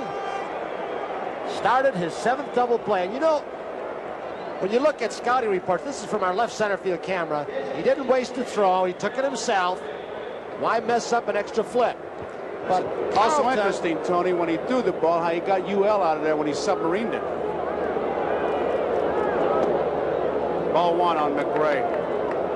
Boa has done everything that has been asked of him in this series. Getting on base, making all the plays. He's had an outstanding series to this point. Gray to Boa. So the Kansas City Royals go down. We go to the bottom half of the 4th inning. The score here, the Philadelphia Phillies 2, Kansas City nothing, as Boa puts on quite a show. And due up for the Philadelphia Phillies, Manny Trio, the man of the hour Boa, and Bob Boone. Manny Trio will lead it off as we get an overhead shot of Veterans Stadium, a jam-packed Veterans Stadium. And these fans, I tell you, this whole town, really, they're waiting. Strike 1, as Brian Gumbel said in the pregame show, they have never won a World Series here in Philadelphia. And oh, are they ready. Curveball. It was a beauty. He really had him backing out of there. It missed, but it still broke sharply. 1 ball, 1 strike. Jam-packed as we go down towards the left field line. It is a high fly ball. Coming in Wilson, going out Washington. Who's going to get it? Wilson finally makes it. That was a routine play, and nobody apparently hollered till the last minute, Tony. Well, when you realize where Willie Wilson came from left field, right now Wilson knows that his infielders are in trouble. Amos Otis was playing a very deep center field. Frank White gave ground to UL Washington to cover second base. There goes Frankie, and then UL, for some reason, gave up on it. He looked toward Otis, and Otis wasn't there. Willie Wilson, that'll give you an idea of his speed. Where he came from to catch that ball in short center field, tell you how fast he is. I know it's not the same kind of a play, but the thinking was the same when Billy Martin made the catch. It almost sent him to the Hall of Fame. It was a pop line to infield in reality, and nobody wanted to catch it. There's a strike. Larry Boa. Joe, the Kansas City Ball Club is playing the same kind of baseball they played for almost a month and a half. When they got that big lead, they didn't play consistent 9 innings for the last month and a half. 2 outs. Brett to Aikens, gets Boa.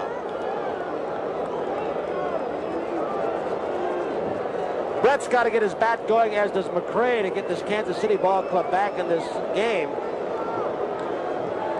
With Carlton going the way he's been going, I got to believe that he's going to get stronger, at least through the middle innings, Tom. If, as you say, he may weaken later on, but I got to believe the middle innings, he's in a groove now with the breaking stuff and the fastball. Here's Bob Boone, who scored 1 run. He drew a base on balls back in the 3rd inning, and it's ball 1. Boone walked. Smith was safe when the throw pulled UL Washington off the bag. Rose beat out a bunt, and Schmidt singled in 2 runs. 2 balls, no strikes. Bob Boone. There's his dad, former major leaguer Ray Boone. His mom.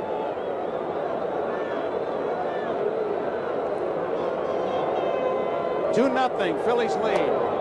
Boone takes it high, 3-0. The on-deck batter is Smith, Lonnie Smith. Rennie Martin in relief of Gale. Bob's father, Ray. There is Smith on deck. Ray was one of the toughest RBI men I've ever seen. Gave him the green light. High fly ball down the line in right field. Cardinal coming on hard. He makes the catch, so Boone flies out. That ends the 4th inning. At the end of 4, the score here is Philadelphia 2, Kansas City 0. I talked about Billy Martin. We're going to flash back with Mal Allen. You tell me if it was a tough play. It was a fly ball. Here it is again. Jog your memory.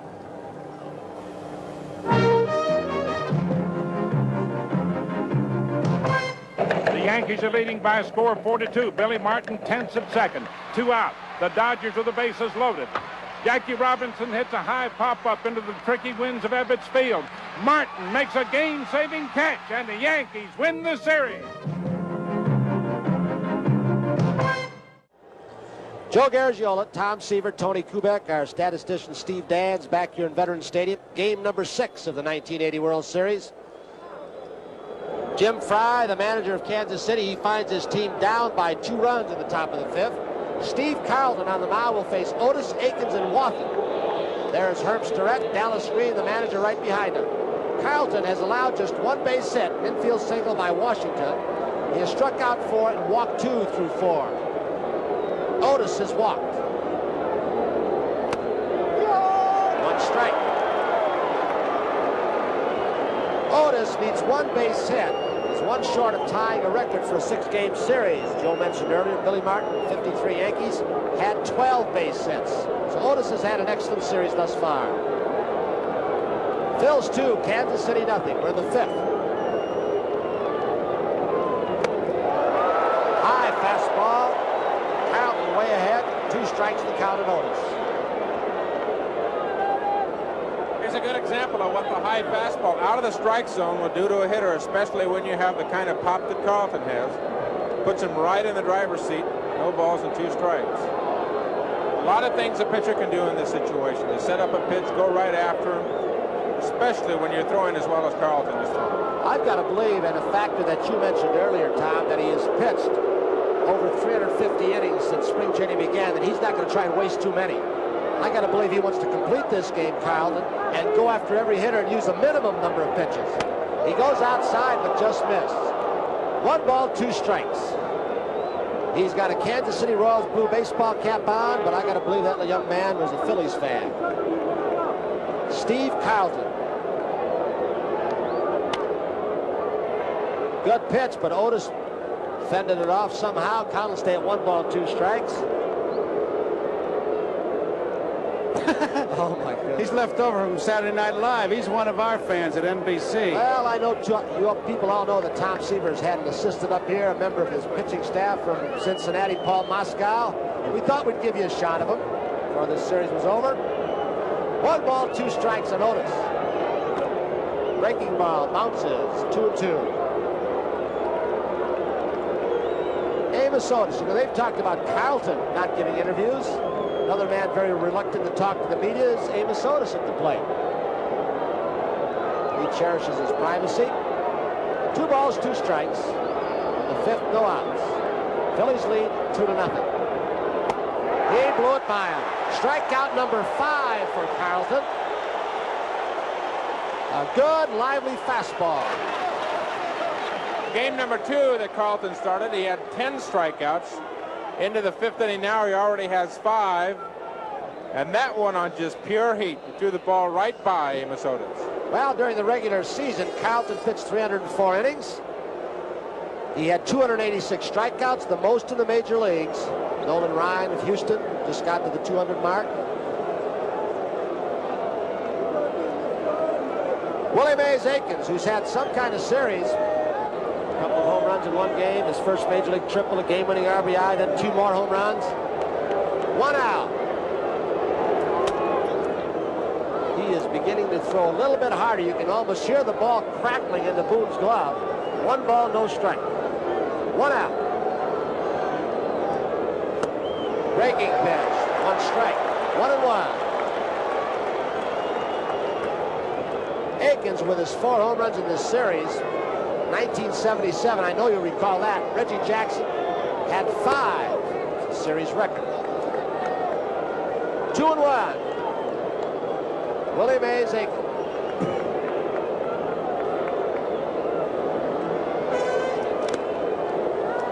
Three balls, 1 strike.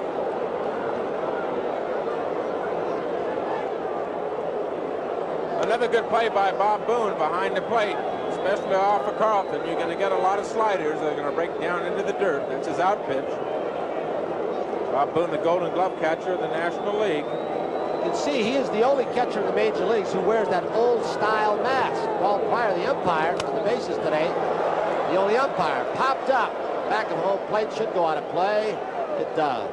3-2. You also notice that that hat just fits right in that mask. And it's the plastic cap. It's made just for catching. You don't wear it when you're hitting. Booney's got as much protection for his head that he can get. It's just that that little flap is in there, much like you see on the umpire hanging down there. I always wanted that, never got it. I wanted to put steel plates in the toes of my shoes. It wasn't going to hurt my speed. I ran like Luciano. I wanted shoes like him. 3 balls, 2 strikes, 1 out. Phillies lead 2-0. Aikens, did he get him? He did. He really broke off a hard slider on a 3-2 count. That'll show you the confidence that Carlton has in that slider when he's going right with it, Tom. Well, we talked about it before, Tony. It's his money pitch. And the second time tonight, he's gotten to 3-2, and he's gone with it. He gets behind, you throw his slider. He's got tremendous control with it. He knows he can get it in the strike zone. Aikens, a fastball hitter, probably sitting on the fastball. There's Jim Fry in the Royal dugout. Carlton simply throws the slider for a 6th strikeout. John Wathan, he grounded into a double play in the second. Carlton now has 6 strikeouts, as Tom said. 1 strike. There's a breaking ball that comes around the outside part of the plate, just catches it. 1 strike to Wathan.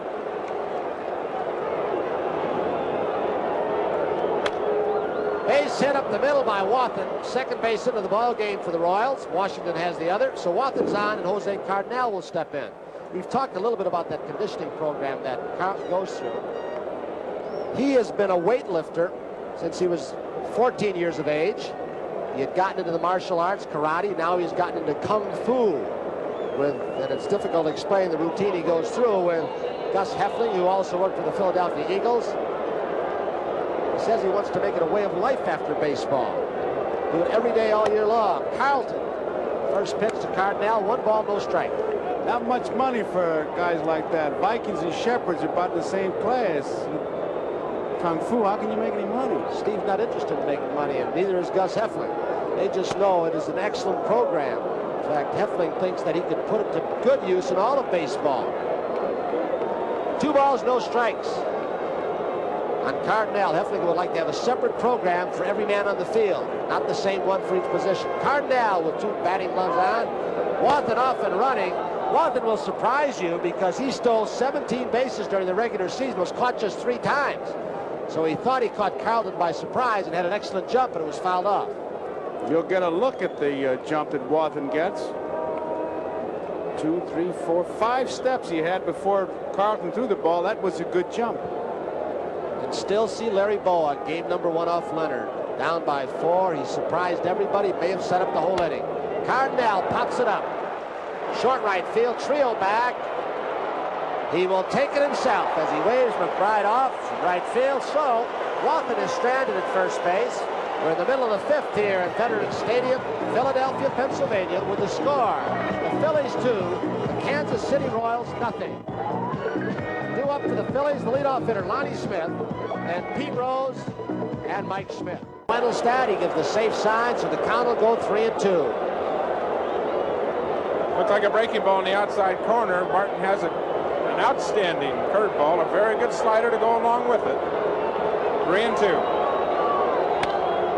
Could be a base hit, it is, and this is a bad man to have on if you're a Kansas City fan. Smith's going to keep on going. The throw in from Amos Otis, and Lonnie Smith showed that speed close to Willie Wilson. He took a single and made it into a double, and here the fans are stirred up again. He sent it right back up the middle. It looked like a pretty good pitch. He didn't hesitate as he got to first base. Bot stumbled again, but it's an easy two-base hit for him. Otis was playing Smith, shading him slightly toward right center field, and as soon as Smith hit the ball, he knew he had two. He made that double from home plate to first base. You think it was an answer of McRae doing that to Maddox the first time and McBride the second, as if to say we can do it too? Well, you can't underestimate the speed of this Phillies ball club. With Smith on second, Rose will try and pull the ball. Phillies lead 2-0. One ball to Rose. Brett in tight at third base. So is Aikens at first. There's your score. Brett, the third baseman. Royals bullpen starts going once again.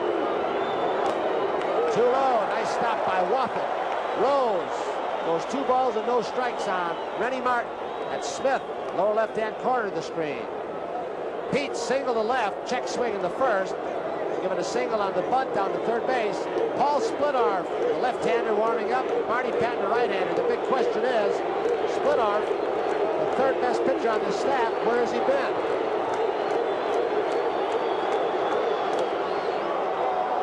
Two balls, one strike on Pete Rose.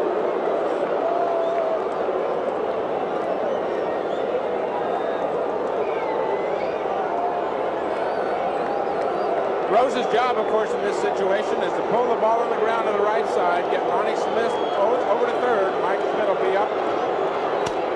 He hits it to left center field. Amos Otis back, but Lonnie Smith will tag and try for third. Here he comes with that great speed. So Rose didn't pull the ball, but Lonnie Smith's great speed. Otis got the ball in quickly, but he made it to third base. The man coming up right now with 7 RBIs in this series is Mike Schmidt. Rose's job in that situation to get the runner at third, so Mike Schmidt will be up with that runner on third with one out. There's Pete, the consummate professional. You get it done any way you can, and Pete seems to be able to do it. A lot of ball clubs up until the 6th inning will pretty much let you hit straight away, making it an option. And knowing Pete Rose, you know he tried to pull that ball, but Rennie did a good job of keeping that ball outside. So Pete said, I'll just try to get the base hit the fly ball, and picked up the base. And that pulls the infield in. That's tough with this fella hitting. Rennie Martin will pitch from the stretch with Lonnie Smith at third. 1 ball to Mike Schmidt. Schmidt with a single to right field. There's Lee Elia flashing a series of signs to Schmidt. And believe me, he's not giving him the bunt sign. Schmidt has the 2 RBIs in this ball game. Phillies lead by 2. Fouled off. He had a good cut at a high breaking pitch. 1 ball, 1 strike on Mike Schmidt with 1 out. He was right on that pitch, Tom. It's a good example of the power hitter, and you can see how he extends his arms. That's it. And the expression on his face saying, oh, how did I miss that one? An awfully powerful man, Mike Schmidt, can hit the ball out of this ballpark any place. Left field, right field, center field. 1 out, Lonnie Smith down at third base for the Phillies. Phillies lead over the Royals 2-0. We're in the bottom of the 5th. 1-1 the count on Mike Schmidt. Setting up outside. 2-1, so Martin is behind. Phillies won the first 2 ball games here at Veterans Stadium. Came from behind, went to Kansas City. Kansas City won the first 2, and it looked for a while, as we look at Smith again, that Kansas City was going to sweep this series there. But the Phillies came back. They need just this 1 victory in game number 6 to become the world's champions. 2-1. Good pitch. Count goes 2-2 to Mike Schmidt. Martin faced Schmidt the last time in game number 3. First time he faced him, he ran a 2-2 count through a curveball, and Mike grounded out to short. Of course, Mike in this situation looking for a ball that can drive to the outfield, get a sacrifice fly. He's got an edge with that infield end and the artificial surface. 2 balls, 2 strikes to Schmidt. Nice stop by John Wathan. He just saved a run. Beautiful play. He got that body in front of it. Your job is not to catch it. Your job is to block it. And that curveball from the right-hander, when it hits the ground, will break towards his left shoulder. Watch it reverse. And that's why you have to get right at the edge. And it takes a little bit of guts to do that. And it takes practice because you think the ball's scooting by you. But it breaks back towards you. And he really blocked that ball nicely. Nice play. Boone has been doing it the entire series. And now Wathan comes up with a great play. 3 balls, 2 strikes, 1 out. Phillies lead 2-0. Schmidt at bat. Way outside, he walked.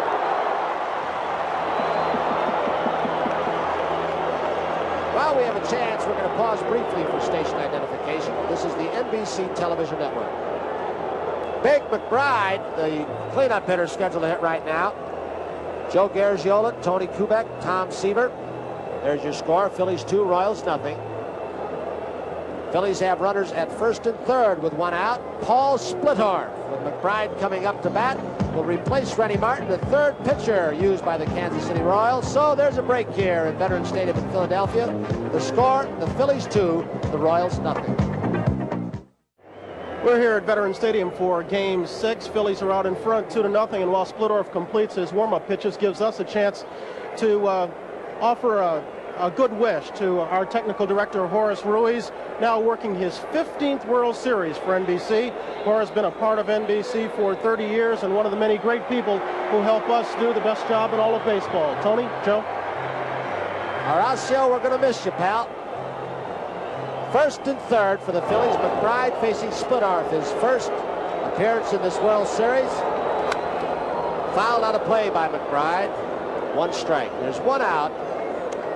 Splittorff behind Leonard Gura had the most innings pitched on this ball club, and yet he wasn't used until this point. There are your runners. Smith at third, Schmidt at first. 1 strike on McBride. Missed outside, 1-1. I guess you come into World Series, Tom, you've got to have some kind of master plan, if that's the proper terminology, for your pitching through a series. But you go into a series like this, and you're afraid to pitch or start your third best pitcher. I'm not so sure that's a wise thing to do, but that's what's happened. He blew it by McBride up tight. 1 ball, 2 strikes. And you know, Tony, Splittorff pitched extremely well coming down the stretch. At the All-Star break, he was 5-6. Had some back problems during the season, but he ended up 14-11. His innings pitch and hit ratio was not good, but he was a very good pitcher for this ball club down the stretch. More than a little bit miffed about not pitching. Way outside with a breaking pitch. 2 balls, 2 strikes. 1 out. Well, the scouting reports that were turned in said to Jimmy Fry that Philadelphia is a right-handed power-hitting ball club. Take a chance with Gura. He's the style pitcher, might beat them, but they didn't think Splittorff could. I think you put yourself in a hole when you think that before the series even begins. 2 balls, 2 strikes, 1 out.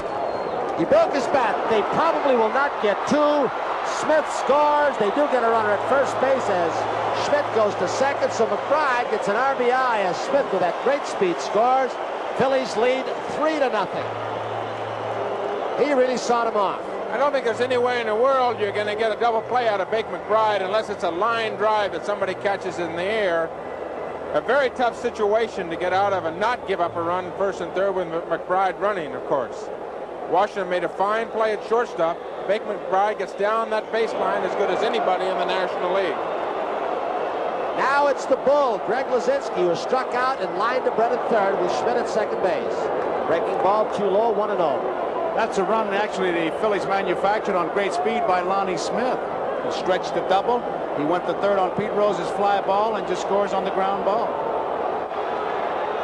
1 ball to the Bull with 2 outs. 1 ball, 1 strike. Phillies lead 2-0. We're in the bottom of the 5th. Mike Schmidt at second. He has 2 runs batted into this ballpark. Chopper. The chant of "Let's go Bull." UL Washington throws him out. 6-3 if you're scoring, but the Phillies come up with another run. So the score here, after 5 in Philadelphia, the Phillies 3, the Kansas City Royals nothing. Due up for the Royals, number 9 hitter Frank White, then Willie Wilson and UL Washington. Back in Philadelphia, I'm Merle Hartman, Greeley Carpenter, the president of the Phillies. Your family has owned this ball club for, well, a lot of years, since 1945, and now we're down to this final week. What's it been like in Philadelphia this week? Well, it's been a hectic week, Merle. Of course, we spent a good bit of time in Kansas City early on. We're very pleased, and obviously this is the greatest moment that the Phillies franchise has had since my family owned it. And this franchise has been going 97 years. Back to the booth. All right, thank you, Mr. Carpenter. Merle. Frank White pops up to Larry Bowa. Man coming up, Willie Wilson, has struck out 11 times in this World Series. It has been written many times about him that he is not carrying his load. He's disappointed it's been said of him. Yeah, I think it's unfair because we're a team. We're not just one person. Of course, I'm a great part of this team, but I don't feel that I'm the one that's going to make us win or make us lose. I'm the one that's having a part of making us win or lose. And when you have guys like Kyle McRae, George Brett, Amos Otis, those guys drive in runs, you can't say I'm not getting on base is going to make us win or lose. It's just unfair pressure put on me. He is going to be a great ball player. He is already a good defensive player. He just was thrown out by Carlton when he jumped on the first pitch, as Frank White did, bunted back, and Carlton threw him out by about a step. So Carlton has 2 very quick outs in the top of the 6th. Carlton with a 3-0 lead. Through 5 innings, Carlton had struck out 6, walked 2. Now it's UL Washington. Just 2 base hits off Carlton. UL Washington infield single. Wathan a single up the middle. Steve Carlton this year will receive his 3rd Cy Young Award. 1 strike for Washington. And I gotta believe Carlton, with innings like this, if he gets out with just 4 or 5 pitches, it's going to help him in the 8th and the 9th.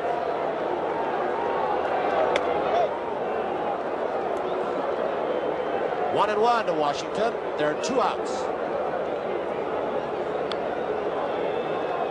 Phillies have won 3 ball games. Royals won the first 2 in Kansas City. 1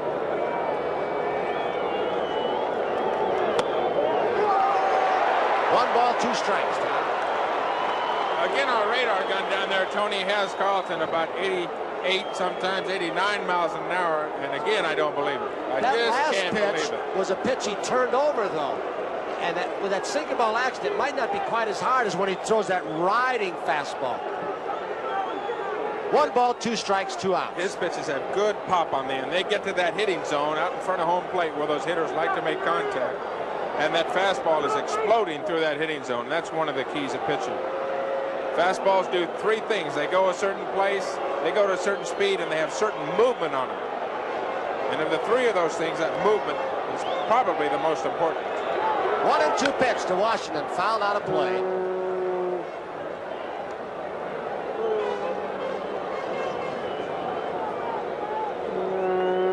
One ball, 2 strikes, 2 outs. In the top of the 6th, the Phillies leading 3-0.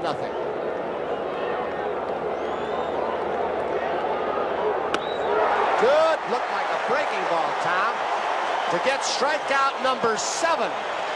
Steve Carlton just getting UL Washington. So in the middle of the 6th, the score, the Phillies 3, Kansas City nothing. It'll be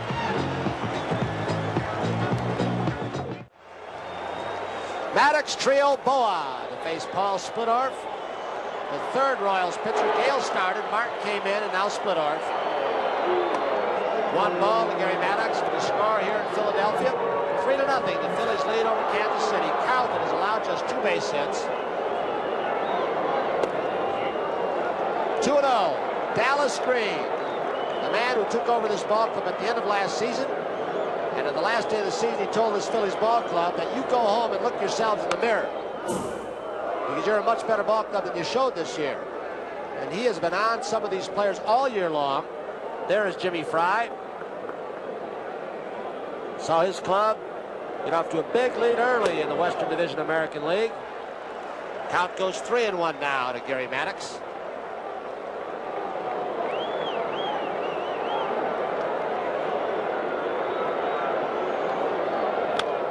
Line drive, base hit on a 3-1 pitch, so Maddox is on with good speed down at first base, and Tree will be the hitter.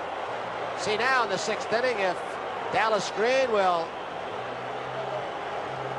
Virtually every time the Kansas City Royals have been behind, Tony, through this series, Paul Moscow keeping the charts over here, there's only about 2 times when they've been behind in the count that they've thrown something other than the fastball. There you see Brett trying to get the line drive by Maddox, but Maddox ahead in the count 3-1. He simply got a fastball and ripped it to left field. Dallas Green has some options. He may try and pad that lead, have Trio bunt. Trio, good bat control, hits the opposite way. Brett is creeping in. He's hit and running. Maddox was off and going, and Trio fouled it off. This Phillies ball club has really been under intense pressure throughout the second half of the season. Maddox looking at a sign from Elia. They won 23 of their last 29 on the road. They had to go up to Montreal on the last weekend and win 2 of 3 on the road, and they did. They had 5 tough championship series games against the Houston Astros. They've come from behind in these series ball games. 1 strike. Split arm throws over. Maddox back easily. Trio the hitter. Phil's lead 3-0. Bottom of the 6th. Ground ball should be 2. Split arm. UL Washington. Over to Aikens, and UL that time really made sure he stepped on the bag. They complete the double play, so there are 2 outs, and Bo will be the hitter. A good example of the experienced pitcher and the rookie. Rich Gale the other day got the ball back to the mound, didn't know where he was going. There's Paul Splittorff, a 34-year-old veteran. He gets the ball, turns right around and fires a strike to second base. UL Washington, of course, turns it into an easy double play for the Royals. Boa now will bat from the right side off Splittorff. Chop foul. Boa, starting his 7th double play in this ball game, broke Phil Rizzuto's record.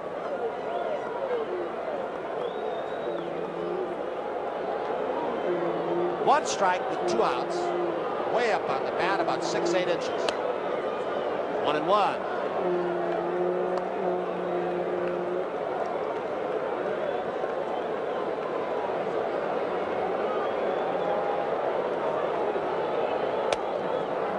Two balls, 1 strike to Bull. Phils with 3 runs on 6 hits, have not committed an error. Kansas City, no runs, 2 hits. They've committed 1 costly error. That by White when he pulled UL Washington off the bag. Good fastball by Splittorff, 2-2.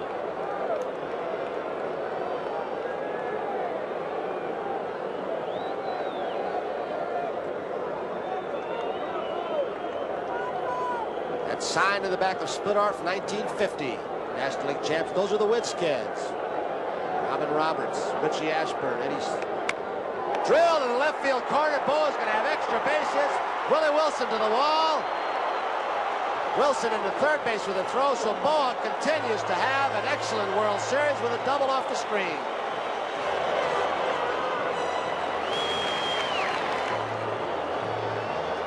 Larry Bowes had an outstanding World Series so far. Coming into today, he was 8 for 20 on a 2-2 count. He got a high breaking ball, and that's a pitch that a good professional hitter won't miss. If you throw it up there in his eyes, he's going to hit it hard somewhere. Willie Wilson did a good job of getting back there, getting that ball back in there because he was playing very shallow. And you could see that Bo had made up his mind. He was at least going for the double and a possible triple. Wilson plays it well and gets it back in. So now it'll be Bob Boone stepping in with 2 outs and Bo at second base. Phillies leading 3-0. Bo looking around, checking the outfield.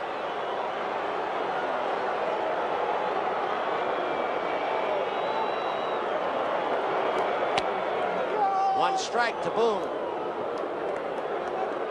Boone walked in the 3rd. That set up that inning where 2 runs were scored. Schmidt got the 2 RBIs. Bo is at second now. Boone is also flying to right. Pull the string. Base hit. Bo will score. It is now 4-0. RBI for Boone.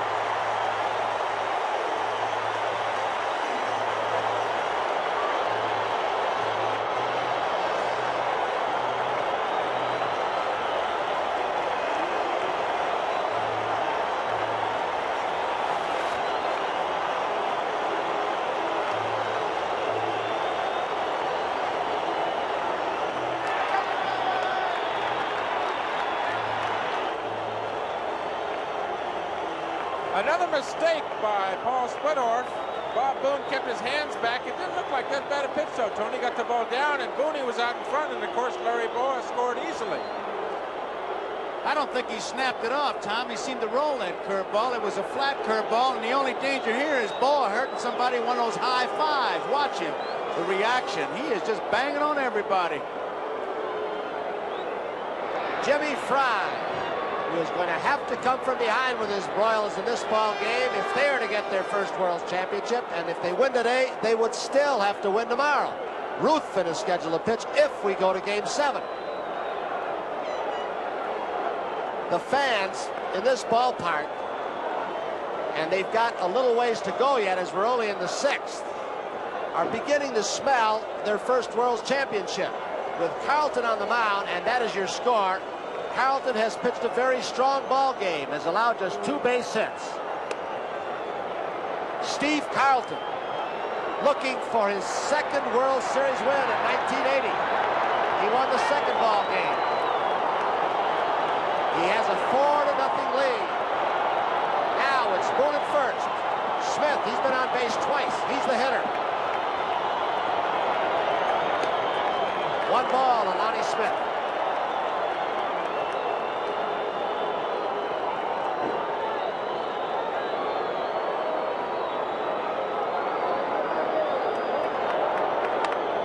Outside, 2 balls, no strikes with 2 outs.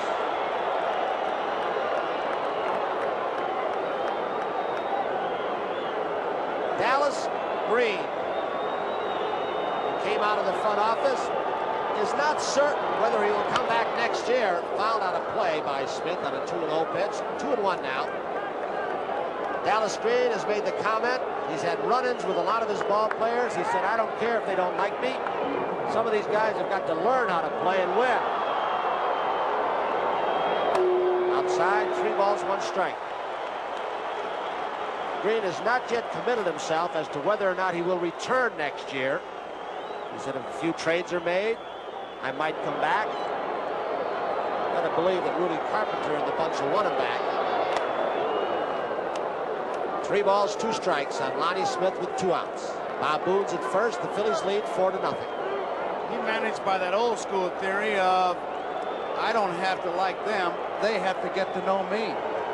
Well, he had his leader on the field, and Pete Rose. Seaver talked to him before the ball game. Fly ball, center field. Amos Otis over to right center. He's got it.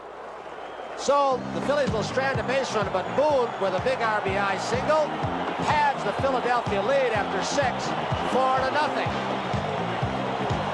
But the Royals in the 7th will send up George Brett, then Hal McRae, and Amos Otis. We'll be back after these messages from your local station.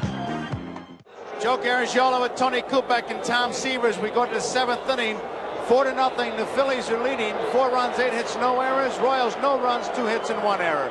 This telecast is presented by authority of Major League Baseball and is intended solely for the private, non-commercial use of our audience. In any publication, reproduction, retransmission, or other use of the pictures, descriptions, and accounts of this game without the express written consent of Major League Baseball is prohibited. Jim Fry says it all as he sits there. Gross is the new left fielder replacing Lonnie Smith for the Philadelphia Phillies. They lead by 4. George Brett, Hal McRae, and Amos Otis.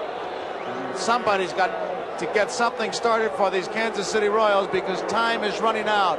And Carlton, 7 strikeouts. He has walked 2. He has allowed 2 hits. Bounces all the way back. And Carlton in 1980 lasted past the 6th inning in 40 of his 41 starts, and this includes postseason play. There's a strike, and the way Carlton has been going, George Brett may be batting for the last time in this game. Carlton is going in to nail it down. Line foul. 1 ball, 2 strikes. 65,838. It's the largest crowd in Vet history. It's the largest World Series crowd since October 11th of 1964. A base hit in the right field, and Brett is on. I think that hit right there will give you an idea of the kind of hitter Brett is. He had to be protecting the outside part of the plate, looking for a breaking ball, and yet Carlton threw, I think, the pitch he wanted to, Tom, high and tight, and yet he still could get around and drill it through the infield. He did make a good pitch. Against Carlton, you have to protect the outside corner. You have to protect against that slider, but Brett is quick enough to turn on that ball and hit it in the hole. Here is Hal McRae. McRae came into this game hitting at 450. Off the handle, a high fly ball, short left field. Boa going out, taking charge, makes the play.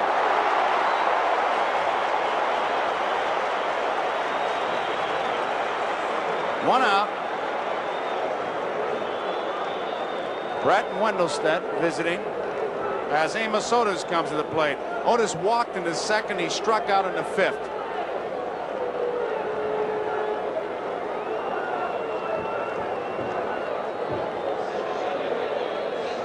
There you see the defense with Otis, the batter, and Brett on at first base. We are in the seventh. It's 4-0 Philadelphia leading. Game 6. Phillies lead in games 3-2.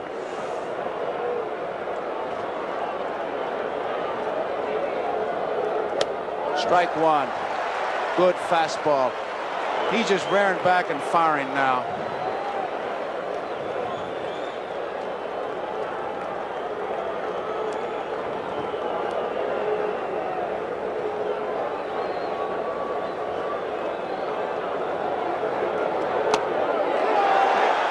Strike two. Good fastball. Carlton's thrown two of his best pitches right out there on the outside corner. You see Brett at first. And now what do you do if you're the hitter? 0-2. He's got a nasty slider. Is he going to go out there or come inside? High fly ball deep to right field. Way back. McBride near the wall makes the catch. A 2-strike no ball count. Notice made a bid for a home run, but not enough. Carlton has thrown about 90 pitches so far in the game, and this might be the worst pitch that he's thrown so far. It's the same kind of pitch that Otis hit off of Ruthven the other day in Kansas City for a home run, a fastball up and out over the plate. McBride made a good play going just short of the wall to haul it in, but where you have to throw, Otis, is the hard stuff in on the inside part of the plate. What in the world was our cameraman for that? That was some shot. You saw that ball go right in the glove. Tom, you think the 4-run lead is what made him throw that ball down the middle? I think it was a mistake, Joe. Made two beautiful pitches. He tried to go away. I think he probably wanted to go in. Aikens, a curveball is a strike. It's one of the dangers you have when you get a little bit of a lead. Pitchers start throwing that ball down the middle. They don't want to walk anyone. Curveball hangs high, and it's 1 ball and 1 strike, 2 outs. Carlton has really got a good pace going now. First time he pitched earlier in this ball game, they were stepping out on him. Now the hitters are jumping in, and he's got what he wants. No pitch. Time. 3 umpires called time. Something happened. The third base foul line umpire out to pick something up that was thrown on the field. Don thinking. There's the bullpen. Ron Reed, the right-hander, and Tug McGraw up once again for the Phillies.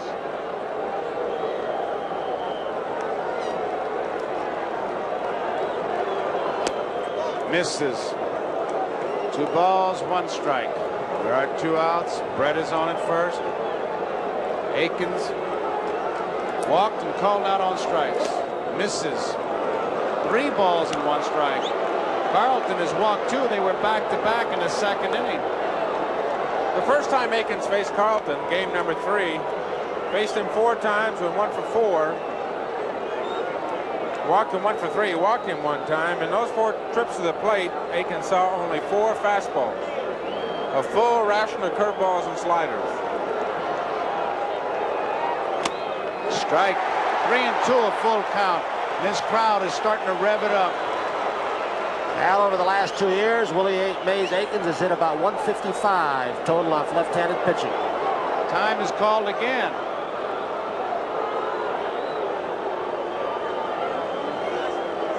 Willie Aikens, no controversy where he's standing tonight for some reason. He's just getting in there and ready to hit, and here we go.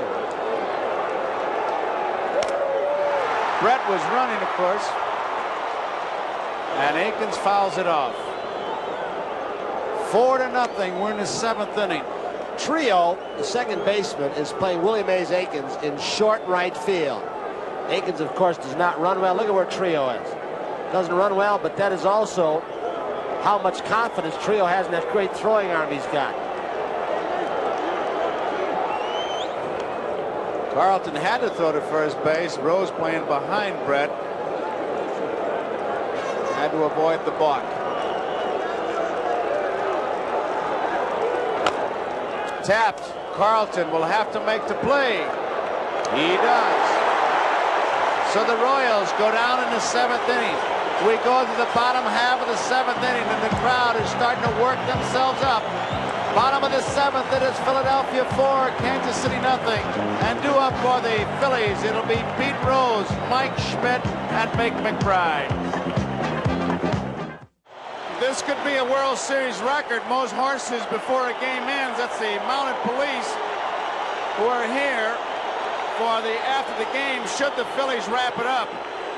We had the privilege of having lunch with the mayor of Philadelphia today in a great little Italian restaurant in South Philadelphia, and he said that they're just going to have all kinds of precautions and hopes that if they do clinch it, it'll be a show of happiness and exuberance rather than violence and vandalism. It's been a long time. The Philadelphia Phillies have never won a World Series. Pretty apparent the Philadelphia Athletics won many with the great players they had, but these Phillies fans are ready, and the mayor and the people, the disc jockeys, the television people have really done a great job today telling the fans, hey, have fun, but let's not have any vandalism. Let's enjoy this. It's a great moment. But they still have to clinch it. We're in the bottom of the 7th. They're leading by 4. And it's ball 1.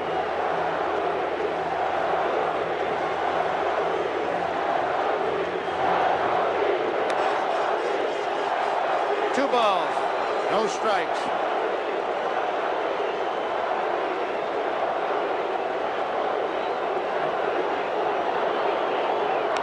Foul back. Mike Schmidt is the on-deck batter, and I'll tell you, the most valuable player is going to be tough to choose. Boone is 7 for 17, a .412 average. Schmidt, who you see there, 8 for 20, a .400 average, 7 RBI, 6 runs, 2 home runs. Boa, 391. He set a double play record. I tell you, it's going to be tough. Foul back. 2 balls, 2 strikes. You better start thinking about it, guys. We got to vote. Well, I haven't quite counted Kansas City out yet. I haven't either. I know you hadn't either. So I'm not even thinking voting for him. We just got one up here, but not yet. George Brett knocks it down. Can't make the play. Base hit.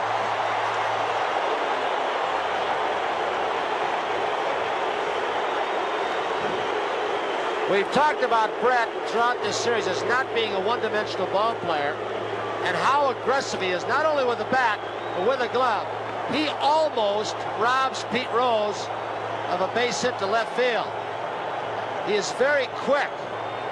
Brett weighs about 200 pounds, but you can see his agility right there. That ball was hit really hard, and yet he still got a glove on it after 2 quick steps in the dive. Split arm is going to leave, Joe. There you see George Brett with Frank White. 4 runs, 9 hits, no errors for Philadelphia. No runs, 3 hits and 1 error for the Kansas City Royals as Fry makes a pitching change. So we've got a break in the action, and there is Kenny Brett, George's brother. Marty Patton is coming in the ball game. We'll be right back after these messages. Marty Patton continues to loosen up. While I got a chance here, we wished well to Horace Ruiz, who his last World Series is going to be retiring. I think he exemplifies our entire technical crew. Have done such a tremendous job working the wee hours of the morning, getting those cables set, getting us great pictures. And I saw a line, it belongs to Ernest Hemingway. It was applied to Tug McGraw. I think it belongs also, as far as Horace Ruiz and our technical crew, grace under pressure. Great job, guys, all of you. And here we go, Mike Schmidt. He had a tough playoff series, he said, but you'll hear from me. He started off slowly here, but they've heard from him. It's a strike. Donna Schmidt looking on. Patton's first appearance in this series. He was 4-0 during the regular season with 4 saves.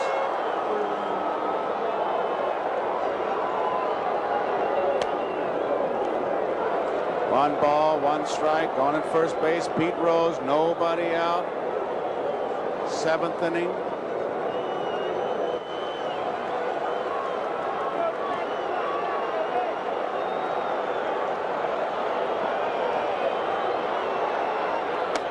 Fastball is inside. 2 balls and 1 strike. Patton's nickname is Bulldog. One of the nicknames, of course, that you can acquire around a clubhouse, as you well know, Tony. Bulldog. He's a real battler. The senior member of the Kansas City staff, 37 years old, 5'10", 180. And he is a real competitor. He's got a pretty good slider at times. There goes Rose. Swung on, missed. Here's the throw. It is in time. Nice play by Frank White. Low throw, scooped it up, put the tag on Rose, and he's out trying to steal. It's the kind of throw that an infielder taking a tag at second base doesn't mind. You'd like to have it down there, especially on this throw from Wathan, a short hop. I can still remember Tony Gil Hodges, who was my great manager of the New York Mets, talking about sliding straight into the base. And you can see as Pete tries to get off to the side, the quickest way to the base is a straight line. Maybe he figures he knows he's out. Curveball misses. 3 balls and 2 strikes. There you see Pete. Don't know if he was talking to a player or to us.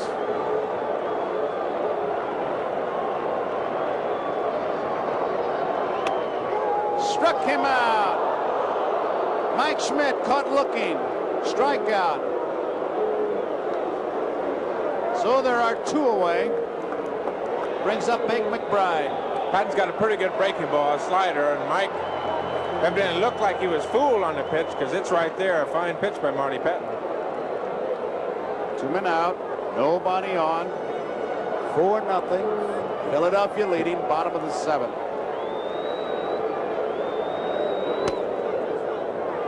Ball 1. McBride lined out, fouled at the first baseman, bounced out, drove in a run in the 5th.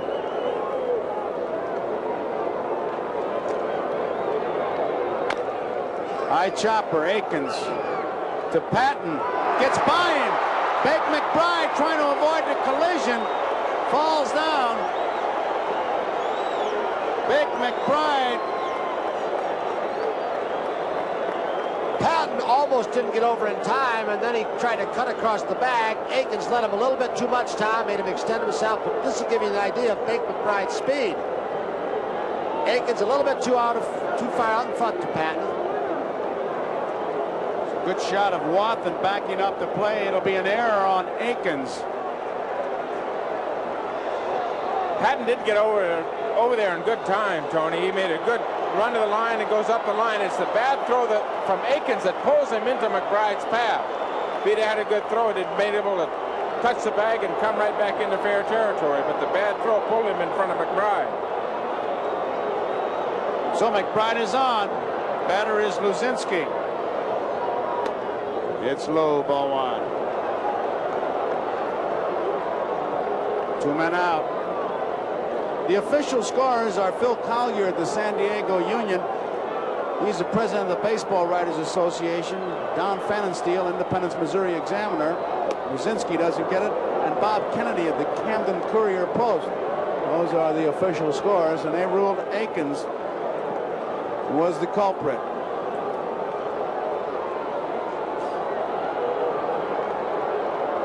One ball, 1 strike. Did he go around? Yes, he did. And it's strike 2.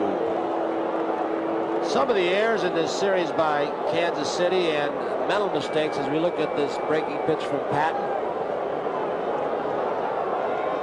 And stopped by Wathan. But I think some of the mental mistakes and errors have really put this Kansas City Royals pitching staff in trouble throughout this series, Tom. They've made him make those extra pitches, given the extra out to the Phillies.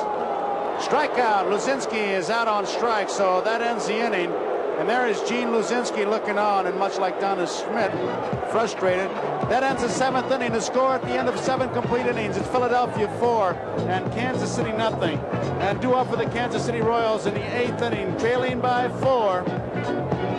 It'll be John Wathan, Jose Cardinal, and Frank White. John Wathan, Jose Cardinal, and Frank White. We are in the 8th inning. Philadelphia 4, Kansas City nothing. Carlton has struck out 7. He has walked 2. He has allowed 3 hits.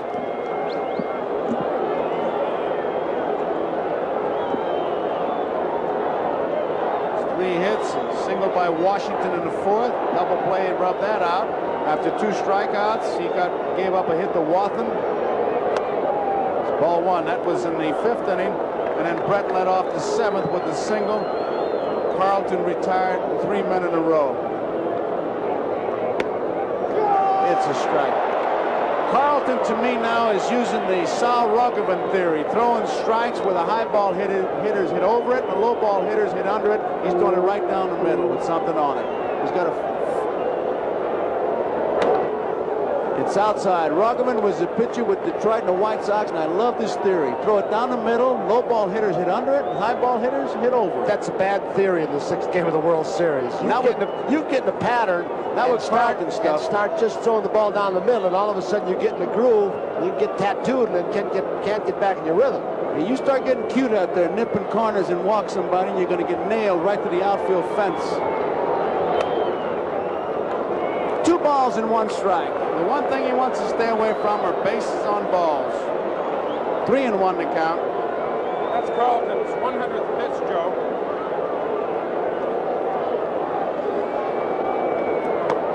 There's a strike. Take it all the way. Wathan went up, looked at Gordon McKenzie. He gave him the sign, take at least 1 strike. 3-1. He gave him the take sign again. You got to get somebody on. You can't go wailing away and hope to get a base hit. Not the way this man's throwing. Out of play. Count remains full at 3-2. He's just gone over 100 pitches, and to put it into perspective, here in the 8th inning, he's got 102 now. In Game 3, when he pitched against the Royals, he pitched 8 innings, won the ball game, but in those 8 innings, he threw 159 pitches. He's much, much sharper tonight. Fouled out of play once again. He's coming right down the middle with it. I'll tell you, I think it was a tremendous idea you had, Tom, to get Paul Moskow to keep an in-depth chart for us and use the radar gun, and we can see patterns that have developed through this series that you've pointed out, Carlton to Aikens, and what Carlton and other pitchers have thrown. He walked him. A base on balls. That's the 3rd walk given up. First base runner here in the 8th. Cardinal the batter, nobody out. And now Boone wants to go out and talk to him. Keep in mind that it was McCarver who was always Carlton's catcher. He was his private catcher. In fact, Timmy used to make jokes saying, when we die, I'm going to be buried. As we look at McGraw in the bullpen, we're going to be buried 60 feet 6 inches apart. He just caught every game, but Booney's come on and he's done some job. 24-9. I got to believe it's quite a job.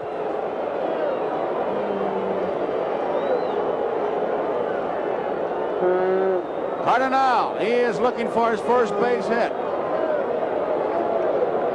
Taking all the way, it's a strike.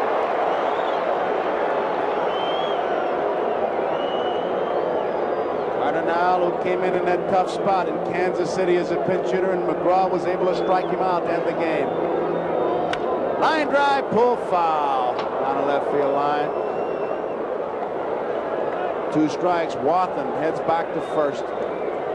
Cardinal 0 for 2 tonight, was 0 for 4 in Game 3 against Carlton, with 2 strikes out and also grounded into a double play. So Steve has given him nothing but fits in the 2 games that Jose has faced him. 1 ball, 2 strikes. Boone was ready to throw. Wathan is on at first. Trailing by 4. You wouldn't think he'd be gone, but both clubs have run whenever. Curveball misses. 2-2.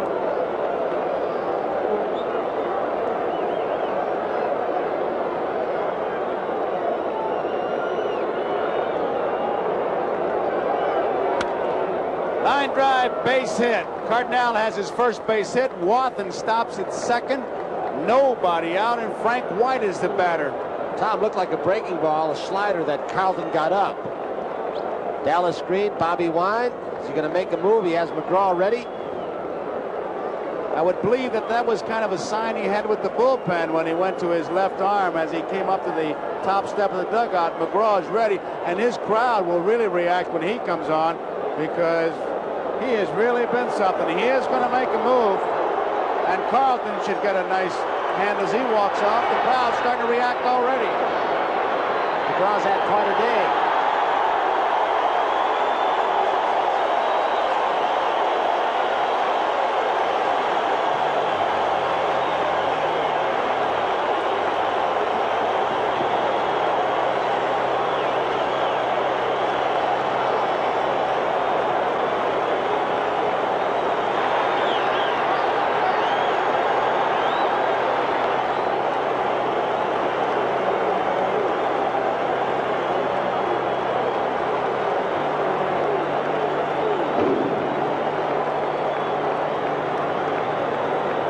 The crowd reacted to Carlton, who had such a tremendous year to put him here, and now McGraw. Well, McGraw this afternoon started off by having a tugboat renamed after him. He christened it. There's your start, but McGraw, his 4th ball game, 1 win, 1 loss. Outstanding ERA this World Series, 1.59. I think amazingly, in 5 2/3 innings pitched, Tom, he's done what he did the last part of the season. Did it up in Montreal when he struck out 5 of 6 in a weekend game. He struck out 8, 5 2/3 innings. You go across and look at his numbers, Tony. You say, well, 5 2/3. He's got 6 walks. His control has been bad. Well, Tug is a guy that'll look at an inning and find his out men. He has outstanding control of all the pitches that he can throw. A tremendous competitor, and I firmly believe in my mind in Game 5 back in Kansas City, there was no way that he was going to let Amos Otis beat him in that ball game. He wanted to pitch to Jose Cardenal for the 3rd out of the inning.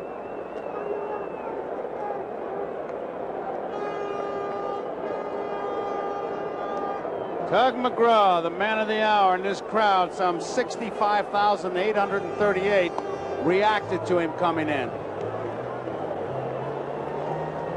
Joe Garagiola here with Tony Kupek and Tom Seaver. This is Game 6. The Phillies leading in games 3 games to 2, leading this game 4-0. McGraw has replaced Carlton. We have Wathan on at second base. Cardenal is the base runner at first.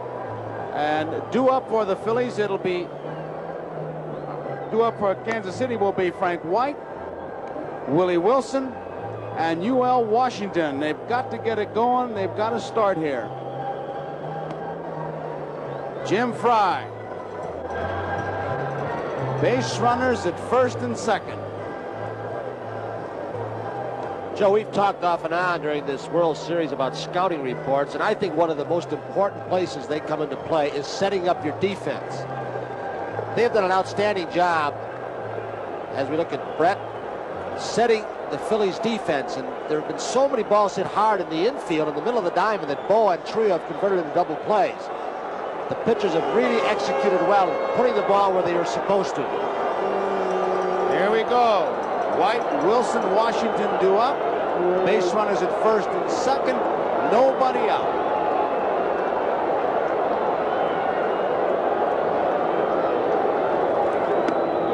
Takes it low, ball 1. Continue to take a strike. First 2 hitters did off Carlton. There's your defensive alignment for White, Boa, and Trio playing him up the middle of the diamond.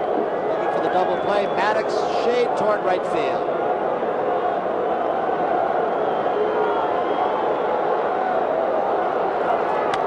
It's popped up in foul territory. Rose. 1 out.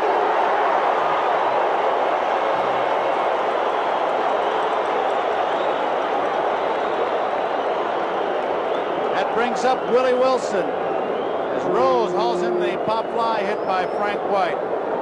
Wilson struck out in the first. He struck out in the third. Tried to beat out a bunt, but Carlton got him in the 6th. They have just powered the ball by Willie Wilson. We pointed out he has struck out 11 times. He is just a kid, he admitted before the game the pressure is really on him. He's tried too hard. He's been strangling that bat, and they've just been blowing the ball by him. Ball one. He's the kid who got 230 hits during the regular season. The second, there's Wathan at second. Cardinale for the second man in baseball history to get 100 hits from each side. Gary Templeton last year, this year Wilson. Screwball is high. 2 balls and no strikes. The on-deck man is UL Washington, followed by George Brett. 4-0. Phillies are leading. We are in the 8th. Strike. 2 balls, 1 strike.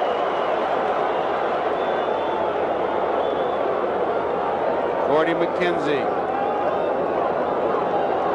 Coaching at third. Not much going on here. 2-1 count. 3-1. Now he'll take a look down at his sign. Graw pitching himself into trouble. If Wilson gets on, the tying run will be at the plate in the person of UL Washington, followed by George Brett. Wathan at second. Cardinale at first.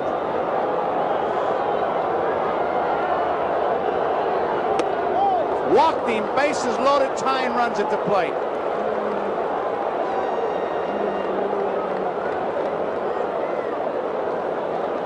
The obvious controversy in this inning, of course, is Dallas Green taking Steve Carlton out while pitching a shutout, just giving up 4 hits to the Royals through 7 innings and getting into the 8th with the first 2 men getting on. But a well-rested Tug McGraw in the bullpen, and the job that he's done so far, and the job that he's done down the last half of the season for the Phillies, plus the fact that Steve Carlton had pitched 350 innings, counting everything from the start of spring training. UL Washington, single in the 4th, struck out in the 1st, struck out in the 6th. Strike 1. The on-deck batters, we look at the base runners. Wathan at third, Cardinale at second. Willie Wilson is at first. Tom, I guess you've got to go with what got you here. Fry's done the same thing with Quisenberry. McGraw's had the kind of year you just talked about, the finishing part of the season. McGraw's done the job more than Quisenberry has so far in this World Series. Low screwball, 1 ball and 1 strike. There's the on-deck man, George Brett. 4-0. The tying run is in the batter's box. The Royals have got it going, but several times during this series they have not been able to come up with that key hit. There they are. The bases are loaded. 1 out. Foul back. 1 ball, 2 strikes. That's what Jimmy Fry was saying before this ball game. Trying to sum up what's happened to his ball club. He said, we haven't gotten the big hit and we haven't made the big pitch. When you can't do that, you've got a bad problem. There's Fry.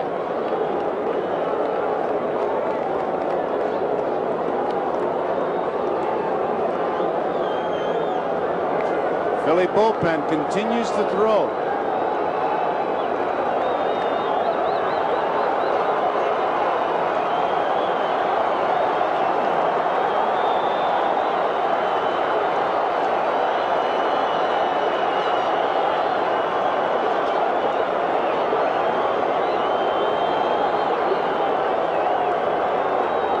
Time now, too much. McGraw trying to make that bat just a little heavier in UL Washington's hands. He builds it up, and it got a bit heavy, backed out. Bases loaded.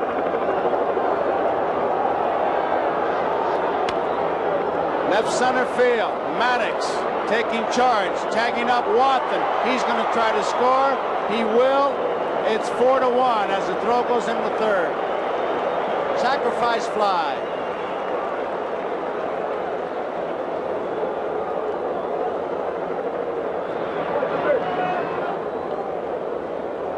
So McGraw gets his 2nd out, and it brings up George Brett. 4-1, base runners. Cardinale's at 2nd, Wilson is at 1st. This will be an interesting confrontation because in Game 5, in the 7th and the 9th inning, McGraw struck Brett out both times with fastballs high and away.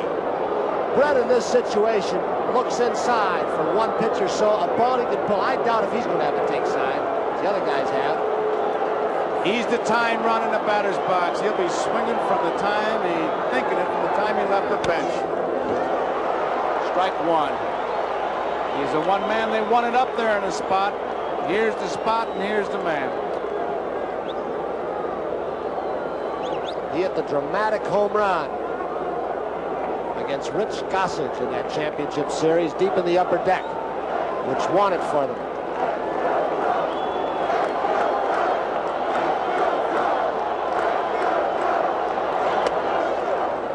One ball, one strike. Cardinal at second base, Wilson at first.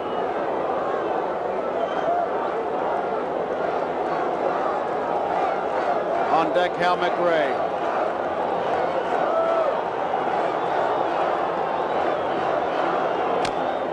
Foul ball.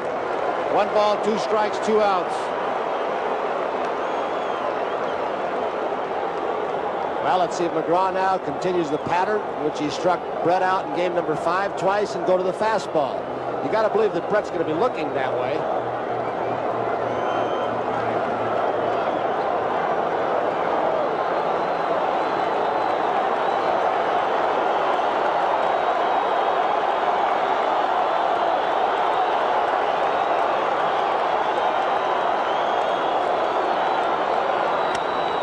One hopper, Trio gets it.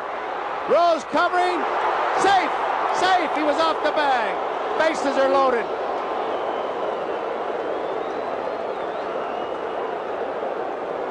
McGraw went with a screwball, I believe, or a slow curve. Couldn't tell exactly what the action of the ball was. Trio makes an excellent play.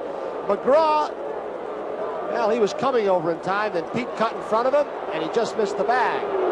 If Pete had gotten out of the way of this ball, Tony, Tug McGraw, who we talked about the other day being an outstanding athlete, was right in position and would have beaten Brett to the bag. After that fastball gets out of the way, after here's the pitch to Brett, the breaking ball that he hits. After Pete goes after the ball and gets away from the bag, it's the pitcher's job to get over there. And I believe Tug would have made that play had Pete not been in the way. He had to throw in front of him. Rose had his back to Trio. Here is Hal McRae now. 2 men out. It's high, ball 1. Remember, Willie Aikens on a ball came back to Gura, missed the bag, and Schmidt hit a home run. Royals fans are saying, can lightning strike? McRae. Bases loaded. High. 2 balls, no strikes. McRae has just 1 RBI in this World Series, but he hasn't had a whole lot of opportunities. He's let off a lot of innings. He has not left that many men on. He's gotten singles to keep rallies going. High, ball 3. 3-0. McGraw. 3 balls, no strikes to McRae. And he took a good look at Gordy McKenzie. The bases are loaded. There are 2 outs. Phillies are leading 4-1. Taking. It's a strike.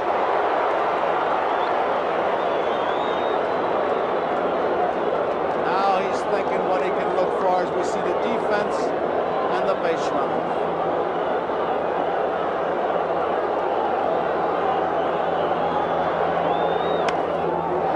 Down the right field line near the stands. Rose giving it a chase. Out of play. 3 balls. 2 strikes, 2 outs. 8th inning, Philadelphia 4, Kansas City 1. 3 players with outstanding efforts. Rose will climb the tarp, McBride coming from right field, and Trio coming from his second base spot. What intensity. George Brett, if you're scoring, was credited with a hit.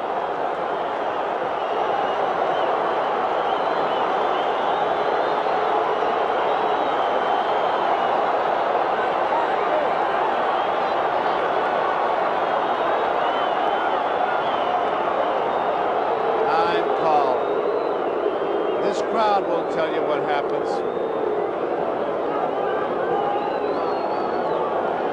Cardinal at third.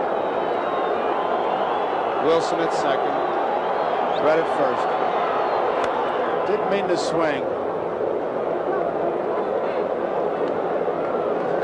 fastball. Looked like he threw him a breaking pitch. 3-2. McRae, who had 39 doubles during the season, Yount led with 49. If he should happen to hit one now with the runners breaking, so we'll score them all. Brett was around second base by the time the ball got to the plate. 3-2, 2 outs, they're off and running.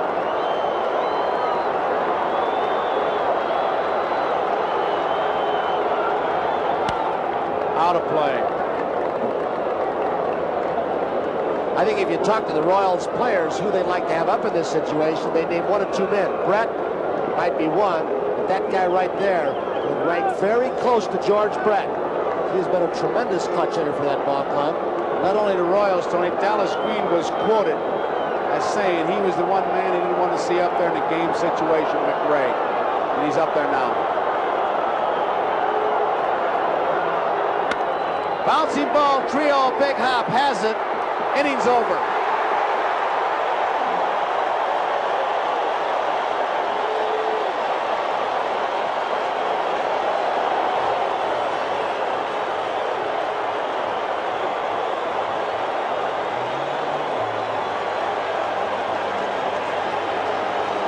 McGraw does it again. We go to the bottom of the 8th. The score here. Phillies 4, Royals 1. For the Phillies, it'll be Gary Maddox, Manny Trillo, and Larry Bowa. On a 3-2 count, Tug McGraw with Hal McRae at the plate.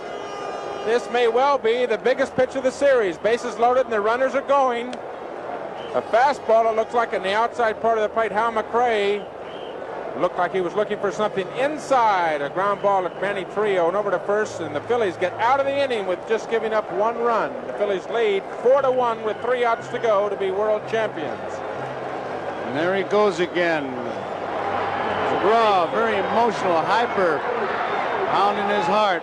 Here's Gary Maddox, and he's in the race for the most valuable player as we look at Quisenberry, who's come on for the Kansas City Royals. It's ball 1, pitching off the stretch as he has throughout most of this series, even with nobody on. Time is called. A firecracker just went off in center field. And the crowd really reacting the way they should. You can see the stats of Dan Quisenberry. 1 win, 2 losses, high ERA. And he has struggled. He has been the salvation of this Royals ball club throughout most of the season. He has done his job every time.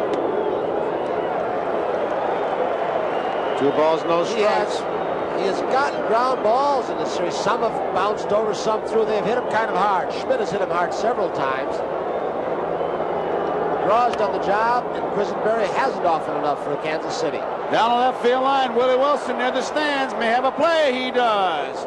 Willie Wilson makes the catch. So Maddox is out. There is 1 out. Quisenberry has appeared in all 6 games as we look at Wilson. It's a new World Series record for 6 games. Wilson finds the fence, as you see. Moves up, makes the catch. The old record in 6 games was 4 appearances by Larry Sherry in 1959 and Jerry Staley for the White Sox in 59. But Quisenberry sets a new record should the series end in 6. Trillo, who got the big base hit in Kansas City off Quisenberry, line one right back at him to drive in Del Unser, who had driven in Schmidt to tie the game with a pinch hit double. Bouncing ball, UL Washington, big hop. 2 outs. Looking ahead to the 9th, Amos Otis, Willie Aikens, and John Wathan as we look at the Kansas City bench.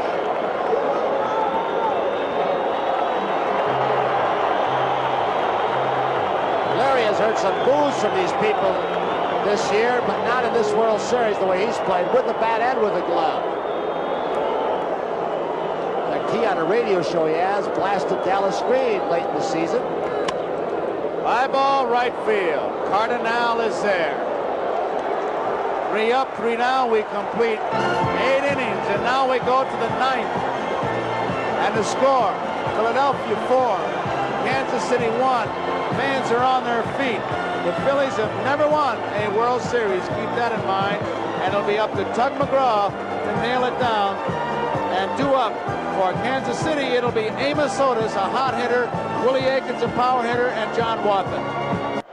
Tomorrow night, NBC Nightly News examines the blue-collar vote. And Friday on NBC Magazine with David Brinkley, Betsy Aaron looks at kids' sports. Are they too strenuous for 6, 7, 8-year-olds? And then next month, Roger Mudd joins NBC News. This is the 9th. The crowd's on its feet. And Amos Otis is checking his vision. The crowd will pretty much tell you what's happening in this 9th inning.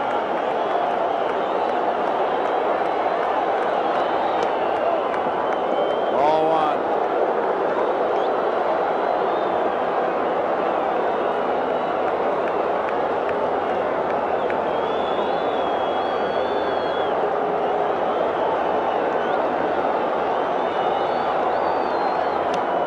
Ball two. Phillies are playing, of course, for their first World Championship. There's Aikens on deck. But if you wonder if the Phillies win this, and they look like they're going to at this point, they will get $34,270 each.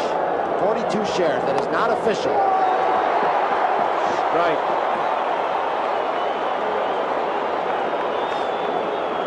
Two balls, one strike.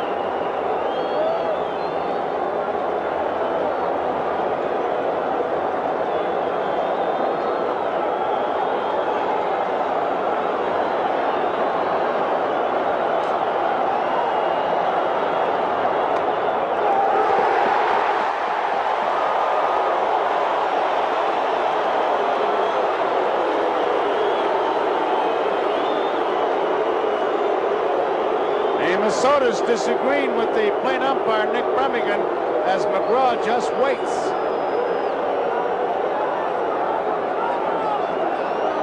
Two balls, two strikes.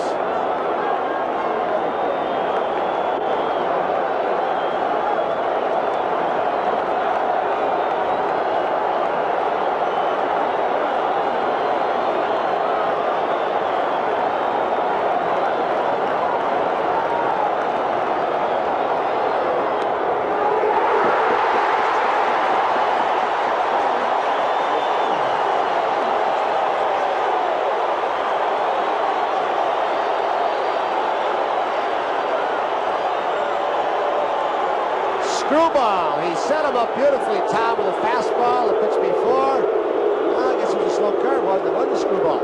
Looked like an off-speed breaking ball, Tony, but he had him set up beautifully. He really did. Tug, of course, has 4 or 5 pitches that he can use at any one time, and he's a master at using them when he's on. Willie Aikens, the batter. One out. Phillies 4, Kansas City 1, top of the 9th. Nobody on. Kansas City knows that McGraw got himself in trouble in game number 5 over in Kansas City. A couple of base on balls, got himself in trouble. And this is they're looking for a place to get their foot in the door, and this is what they want.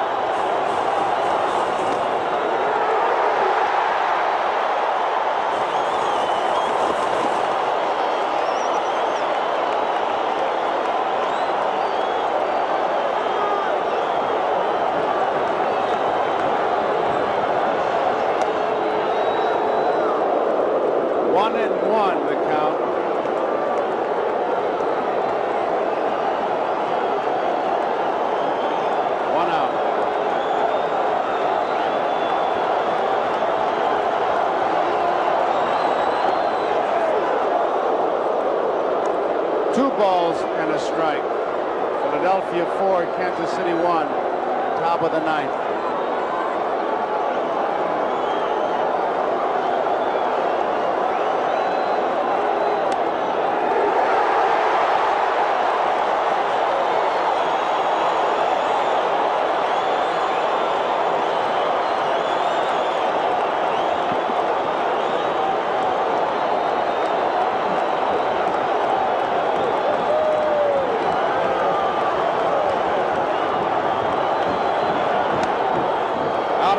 Count remains at 2-2.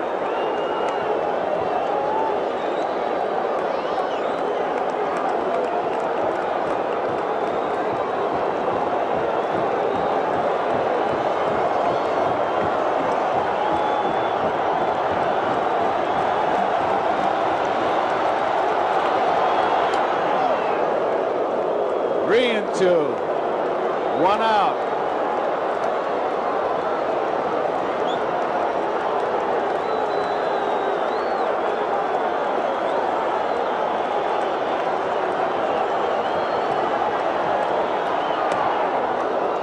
Willie Aikens draws the base on balls, and the crowd goes down, up with the strikes. They have never won a World Series, the Philadelphia Phillies. We're going to have a pinch runner here. As you see Concepcion come out of the dugout.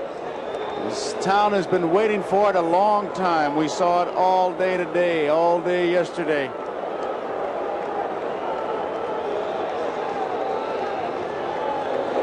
McGraw, as he did in inning number 8, might be back in a little bit of trouble. He walked 2 in the 8th. Now he walks Aikens. Time is called down the right field line as we look at Aikens. It's been a tremendous championship series, a tremendous series, and should this end tonight, there really are no winners and no losers. They both are winners and losers. Both teams played well. A tremendous series.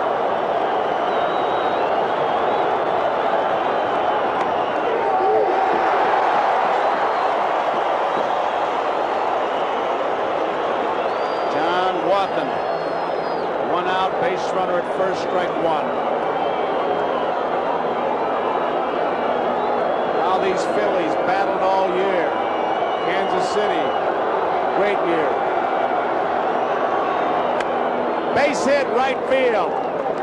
Concepcion stops at second. 1 out, tying run is at the plate again in Cardinal as Wathan gets his second hit of the night. Sends the buzz through the stands. Cardinal singled his last time up.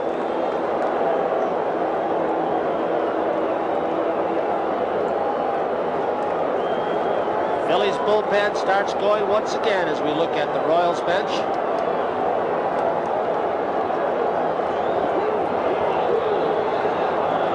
They've been referring to these Phillies, as we see an overhead shot, as the cardiac kids. And once again, the tying run is at the plate, which has been typical of this whole series. They have gone, both clubs, to the 27th out. Foul back. 27th out with the chance to win.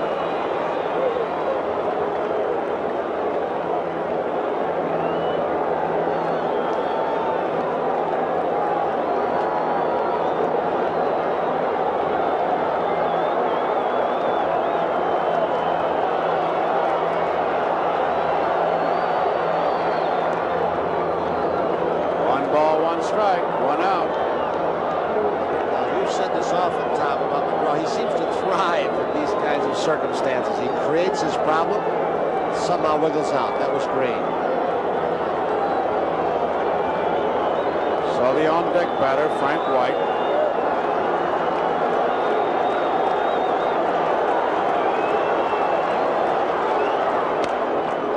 Foul ball. 1 ball, 2 strikes.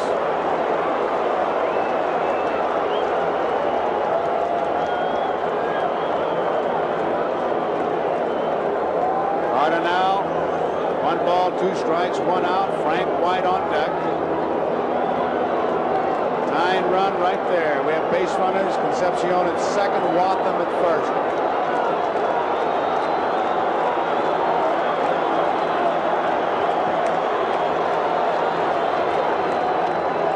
Pickoff play at first. They're going to have a little bit of an argument, maybe. No.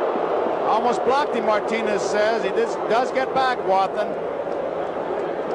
Pretty dangerous play in this kind of situation, but Booney with a great confidence in his arm. Rose sneaking back. A play that was pre-planned. Rose caught the foot of John Wathan, almost shielded him off the bag. Never did tag him, though. Pete Rose can't get in the front door, try the back door. He'll try anything. 2-2 pitch. Foul back.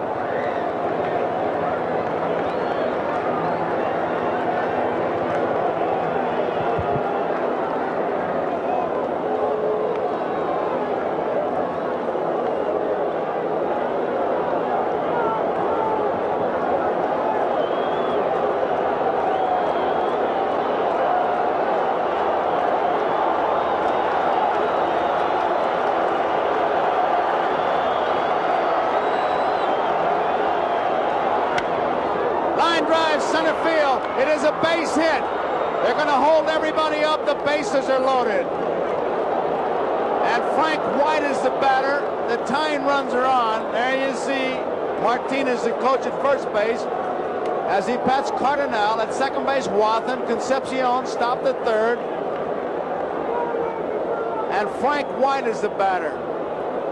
I think it's just marvelous as we look at Della Green, the way this Kansas City ball club, who looked like they were completely beaten by Carlton early in this ball game when he was almost overpowering them, have come back in both the 8th and the 9th inning and threatened this Phillies ball club. Frank White, who is 2 for 24 in the batter's box.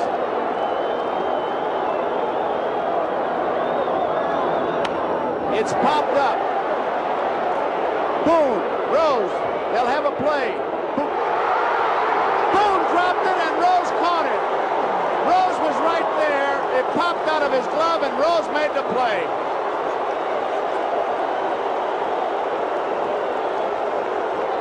Give me an idea as we look at Boone approaching the dugout. He picks it up. How much Pete Rose hustled. He came over to help out if he needed the help. It scoots away, and Rose keeps it from going in the dugout. So they get it out. The hustle of Pete Rose.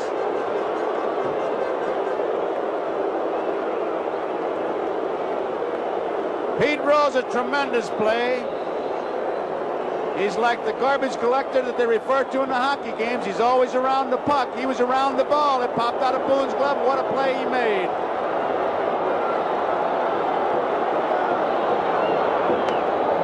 Strike. Willie Wilson. There you see the Canine Corps in the backdrop. Part of the security here. The stadium. We talked about it before. Kansas City bullpen making their way in. Fouled off.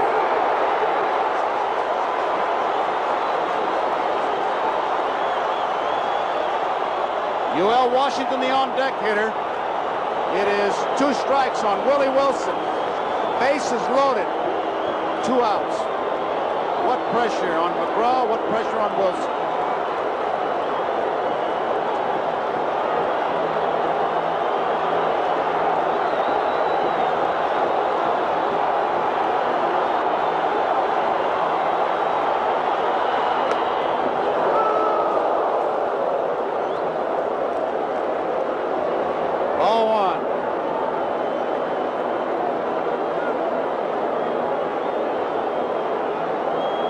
The crowd will tell you what happens.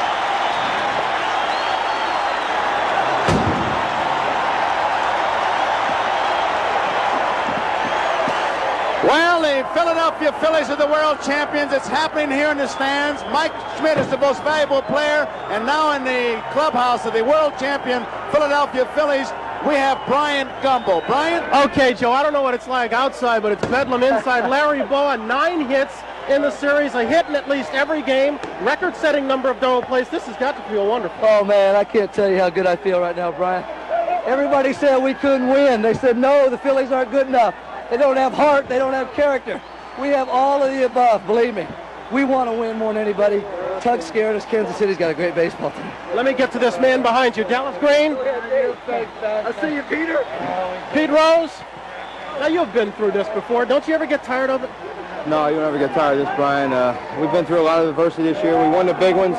We've been coming back for the last 8 weeks, and we beat a good team in Montreal, and then we beat a good team in Houston, and we beat a good team in Kansas City. I've got to think that foul ball that you caught at the end typified the Phillies season. Hanging on the edge, getting things when it seemed like you wouldn't. Well, things were bouncing our way the last couple months, and that was a perfect example of it. You know, I knew Booney had it all the way, and he was calling it, just come out of there, and I just nothing else to do, but I just go over there and try to back him up a little bit. Did a wonderful job. Let me see if I can get to Dallas. Dallas, it has been a season of confrontation, a season of some displays that you would sooner forget, I'm sure, a season of tension for you. The moment is worth it. Yeah, it is, Brian. We're world champions. There's a lot of people in baseball didn't think we could be. I knew in my heart we could be. I think in September, from then on, our ball players knew we could be. Paul Owens knew we could be, and he's the guy that directed this thing all the way. I'm proud of everybody on our baseball team. Why did this Philly team win it when others did not? Why this one? They had heart, and I use the term character. Character is a hard thing to explain unless you've been through what we've been through in September in the playoffs and in the World Series, Brian. This team is just an unbelievable baseball team right now. We could beat anybody in the world. Paul Owens, you have been through the bad times with this team. You have been here when people called it a country club atmosphere that could not win. The man on your right, how much of the credit does he take? I know he wants to give it to his players. How much do you want to give to him? I want to give a lot of it to him because the man went down and did the job that he knew, that he and I knew that we had to do, and the players responded. And it might took 4 or 5 months to get it across, but he did it, and I'm so damn proud because it probably was the best move I ever made in my whole baseball career. This may seem like an inappropriate time to ask it. Is he your manager next year? You're damn right. If he wants it. If he wants it, he's got it. Dallas, you said the way to get rid of you was to win it all. Do you want to be back here? I do what Pope tells me to do.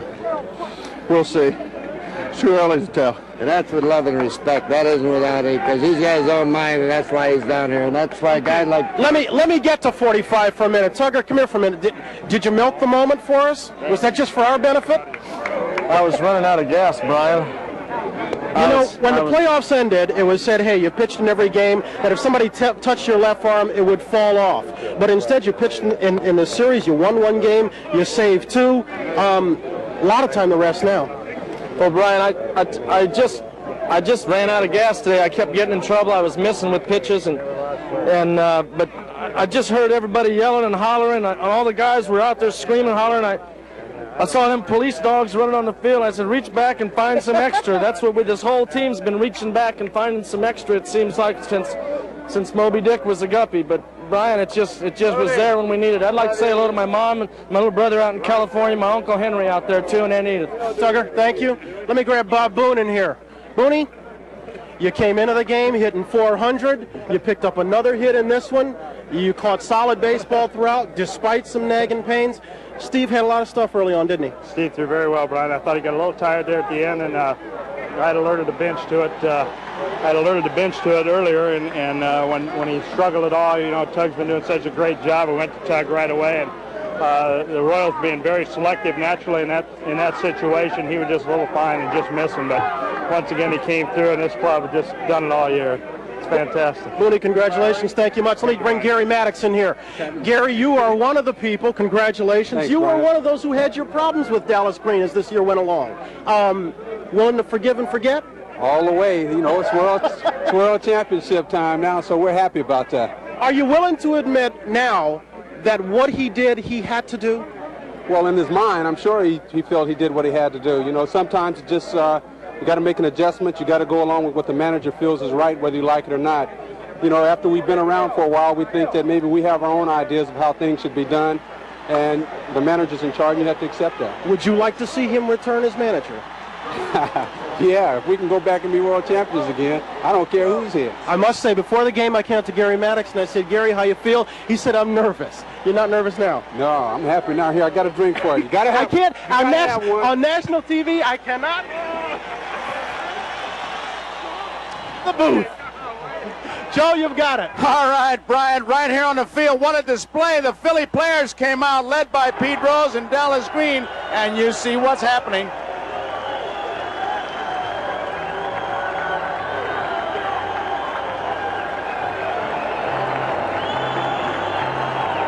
A very emotional scene here. You saw it in the clubhouse, now you see it out here, but on the other side, the Kansas City Royals, really not losers. Let's go to Merle Harmon in the Kansas City clubhouse. All right, Joe, and as you can imagine, it's rather quiet here, but as you said, there can be no loser in a World Series like this, Jim Frey, because you fellas played it right to the hilt. You had a chance to win it in the 8th, you had a chance to win it in the 9th, and no loser in this entire series did not have an opportunity to win in the last inning. Well, I'm proud of the way the ball club came back in this game. We came back hard in the 8th, and we just couldn't get that base hit in the 8th or 9th. I think that's the whole story of the series. I thought we played as well as they did, but we just couldn't get that one hit or that ball to go in the hole for us. But I want everybody to know that we're as proud as we can be to be Kansas City Royals, because we had one great year. All right, what about the comeback for next year? We're going to try. We hope we can be in the World Series and try it again. All right, Jim, congratulations to you. Now let's go back to Bryant Gumbel.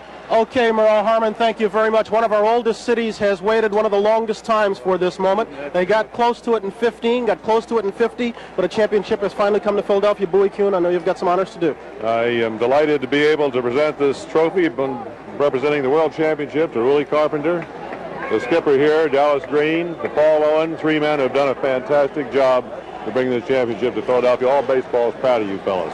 Your trophy.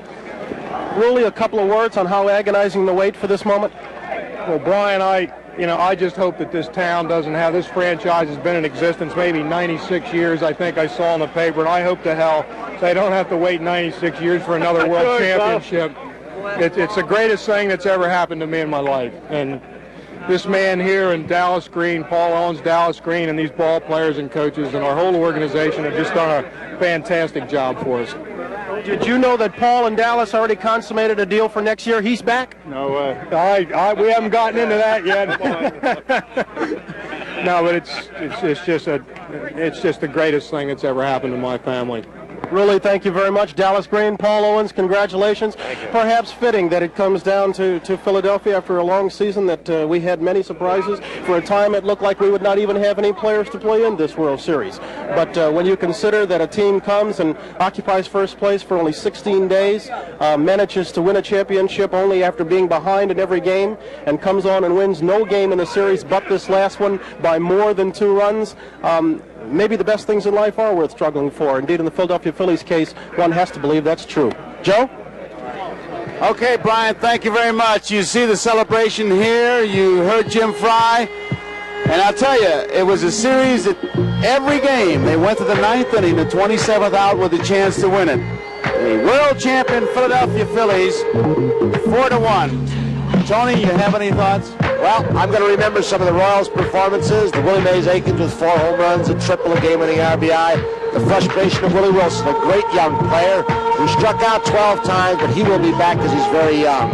That is the Royals side, and there's some pluses for them, too. Tom Seaver? Joe, I don't think that I ever saw the Royals play the kind of baseball that they played against the Yankees. We know that they're an awfully fine club, but for me it came down to the pitching, which of course is my heartland.